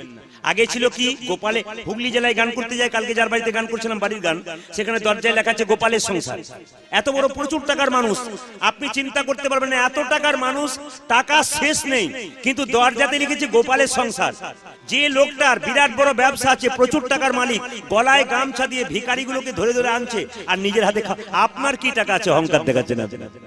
উনি গলায় গামছা দিয়ে ভিখারিগুলোকে অন্ধ করে ধরে ধরে আনছে আর একে করে খাওয়াচ্ছে আর হাতগুলোকে ধুয়ে দিচ্ছে। বললাম এত টাকার মালিক আপনি কি করছেন? টাকা আসতেও আছে, যেতেও আছে, কখন চলে যাবে কেউ জানে না। সাধুগুরু বৈষ্ণব ভক্তের সেবা করলে এর মধ্যে যে কি আনন্দ আছে, যে করে নাই সেই পাষণ্ড কি করে জানে। এই জন্য আপনাদের কাছে নিবেদন রইল, বাবা দরজার সামনে সুস্বাগতম লিখবেন, ওয়েলকাম লিখবেন, কিন্তু লিখবেন না কুকুর হইতে সাবধান। কলকাতাতে এখানে অনেকেই যাওয়া আসা করেন, কিন্তু জেনে রাখুন কলকাতাতে আমি ক্লাস 7-এ আমার কাকার সঙ্গে একবার গিয়েছিলাম। তো যখন বেড়াচ্ছি কলকাতার পথ দিয়ে, তখনকার কলকাতা, আমি ক্লাস 7-এ পড়ি, দেখতে পাচ্ছি দরজার সামনে লেখা আছে সাবধান ভেতরে কুকুর। আমার কাকা, ভেতরে যারা আছে তারা সবাই কুকুর? বলছে চুপ কর চুপ কর চুপ কর, একটি কুকুর, বাকি সব মানুষ। তা লিখতে পারতো যে একটি কুকুর। ওদের বাড়িতে বৈষ্ণব ঢুকতে পারবে না কেন বলুন তো? কুকুরের ভয়ে ঢুকবে না, ভাববে সব কুকুর আছে। না না, আপনি কুকুরকে ভালোবাসুন, কিন্তু মাথায় রাখবেন সকালবেলায় ঘুম থেকে উঠে বাবা মা এক কাপ চা পেলো কিনা ওটা খবর রাখবেন, তারপর কুকুরকে ভালোবাসবেন। সকালবেলায় ঘুম থেকে উঠে মন্দিরে প্রণাম করেছেন কিনা, তারপর কুকুরকে ভালোবাসবেন। জীবে প্রেম করে যে জন, সেই জন সে বিশেষ। একবার প্রেম সে বলে নিন, এইবার লাস্টবার হরে কৃষ্ণ হরে কৃষ্ণ কৃষ্ণ কৃষ্ণ হরে হরে, জোরে হরে রাম বা হরে, একটু জোরে কৃষ্ণ হরে কৃষ্ণ কৃষ্ণ কৃষ্ণ হরে হরি। সুন্দর,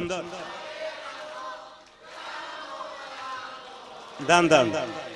আপনাদের আগে কীর্তনের দল ছিল নাকি? দারুণ গাইছেন আপনারা। অনেকে বলে না আমার ছেলে পড়াশোনা করে গো, 1 ঘন্টা পরে অতি পরীক্ষায় ফার্স্ট হয়। কেন বলুন তো? যে 1 ঘন্টা পরে সেইটাই, সেটা কি মা? মন লাগিয়ে পড়ে। এ সংসারে যে চঞ্চল সে ভগবান পায় না, যে স্থির সে ভগবান পায়। শত ভাইয়ের দাদা দুর্যোধন কৃষ্ণকে পায় না, কেন? চঞ্চল ছিল। পঞ্চপাণ্ডবের দাদা যুধিষ্ঠির স্থির ছিল, তিনি ভগবানকে পেলেন। যে মেয়েরা সংসারে চঞ্চল, স্থির নয়, সংসার উন্নতি নাই। দেখবেন যে মেয়েরা খুব চঞ্চল, দেখবেন স্থির নাই সংসারে, তার চঞ্চলতার জন্য দেখবেন সে তরকারিতে 2 বার নুন দেয়, লোকের কাছে গাল খায়।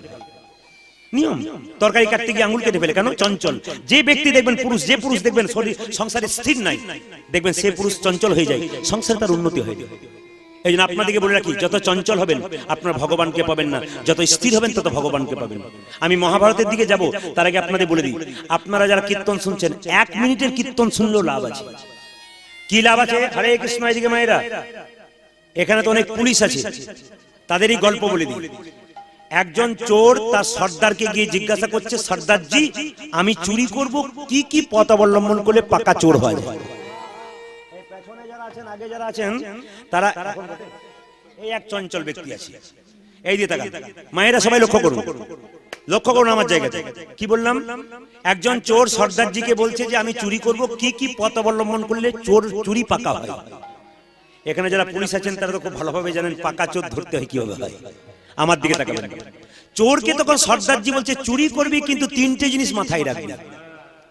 যারা মনে মনে ভাবছিলেন যে 2 একদিন চুরি করব, তারা জেনে নিন যে কি করে হয়। মায়েরাও বুঝে নেবেন চুরি করার নিয়মটা। সর্দারজি বলছে চুরি করবি, কিন্তু 3টে জিনিস মনে রাখবি। কি?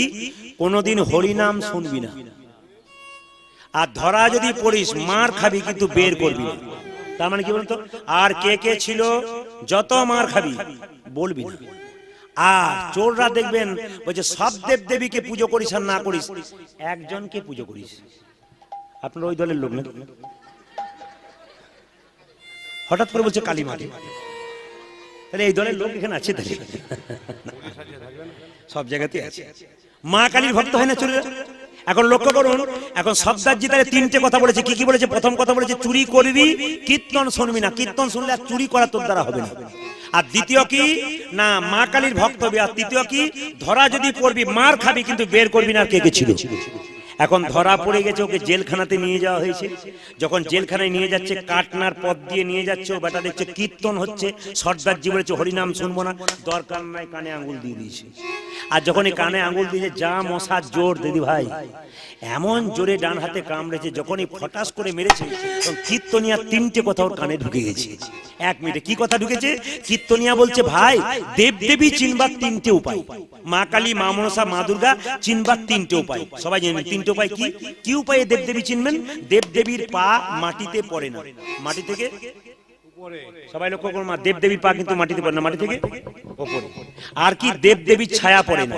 আর দেবদেবীর কি চোখের পলক পড়ে না, মা এরকম করে তাকিয়ে থাকে, চোখের পলক পড়ে না। 3টে জিনিস শুনেই কিন্তু কানে আঙুল দিয়ে দিয়েছে। এখন লক্ষ্য করুন, ওকে যখন জেলখানায় নিয়ে যাওয়া হয়েছে, পুলিশ বলছে আর কে কে ছিল, আর কে কে ছিল? আমি চুরি করিনি। আর কে কে ছিল? বলছি তো আমি চুরি করিনি। কোন জায়গাতে এসছিস ভাব, বৃন্দাবন নয়টা জেরি মোড়ে। কোন জায়গাতে এসছিস ভাব। এখানে তো পুলিশের কাছে এসেছি, এই গ্রামে প্রচুর পুলিশ আছে, কিন্তু তারা তো জানে আমি চুরি করিনি। এরা সব জানে? হ্যাঁ। বস বস বস। এখন এত বলছে কিন্তু বের করছে না। একজন পুলিশ ইন্সপেক্টর 58 বছর বয়স, ও বলছে তোর পেট থেকে কি করে কথা বের করতে আমার বেটা সব জানা আছে। মানে চোররা একটু কালীর ভক্ত হয়, ও ভেবেছে রাত 12টা বাজুক আমি কালী সাজবো। এখন পুলিশ ইন্সপেক্টর পাক্কা লোক, তিনি কি করেছেন দেখুন, কালী সেজেছে, এদিকে তাকাবেন না, বসো, কালী সেজেছে তো কালো কালো একটা শাড়ি পরে নিয়েছে, আর পাটের চুলকে কালো করে নিয়েছে, আর একটা ওই কি পাতা জানো, কাঁঠাল পাতাকে লাল করে জিভ করে নিয়েছে, আর দুটো হাত ছিল, দুটো হাত নকল করেছে নিয়ে যখন ঘরের ভেতরে ঢুকছে রাত্রি 12টার সময়, নাইট বলটা জ্বলছে, তখন লক্ষ্য করুন যখনই চোরটা শুয়ে আছে, ধরবার উপায় দেখুন কিরকম পেট থেকে কথা বার করে, যেই না গেছে বলছে বৎস বৎস, তখন চোরটা বলছে মা আমার কি ভাগ্য ভালো, তুই আমায় বাঁচাতে এসেছিস। হ্যাঁ বৎস, তোকে বাঁচাতে এলাম। বলছে মা বুঝতে পেরেছি কেন বাঁচাস, প্রতি মাসে চুরি করে যেমন যেমন টাকা হয় সেরকম সাইজের পাঁঠা ছাগল বলি দিয়ে, এই জন্য তুই আমাকে বাঁচাতে এসেছিস। পুলিশ বলছে এ তো দেখছি আমার ওপরে যাচ্ছে। আচ্ছা ঠিক আছে বেটা, কি করে, এখানে যারা পুলিশ আছেন কিছু মনে করবেন না, মজা এখানে আছেন বলেই বললাম, মানে সারথী দা তো আছেই, আমাদের এলাকাতেই আছেন, ও বেশি দূরে নাই, আমাদের এলাকাতে বীরভূমে আছে। এইদিকে তাকান মায়ের, সবাই লক্ষ্য করুন, যেই না বলছে বৎস তোর খুব কষ্ট না, বলছে হ্যাঁ মা খুব কষ্ট। যখন ছাগল মায়ের মন্দিরে বলি দেবে নিয়ে, যখন ঠান্ডা জলে স্নান করায়, তারপর সিঁদুরটা দেয়, এবার বলি দেবে, ছাগলটা যেমন অবস্থা হয় আমার সেরকম অবস্থা। তখন পুলিশ অফিসার বলছে মা সেজে, বৎস তুই বেঁচে যাবি, শুধু বল আর কে কে ছিল।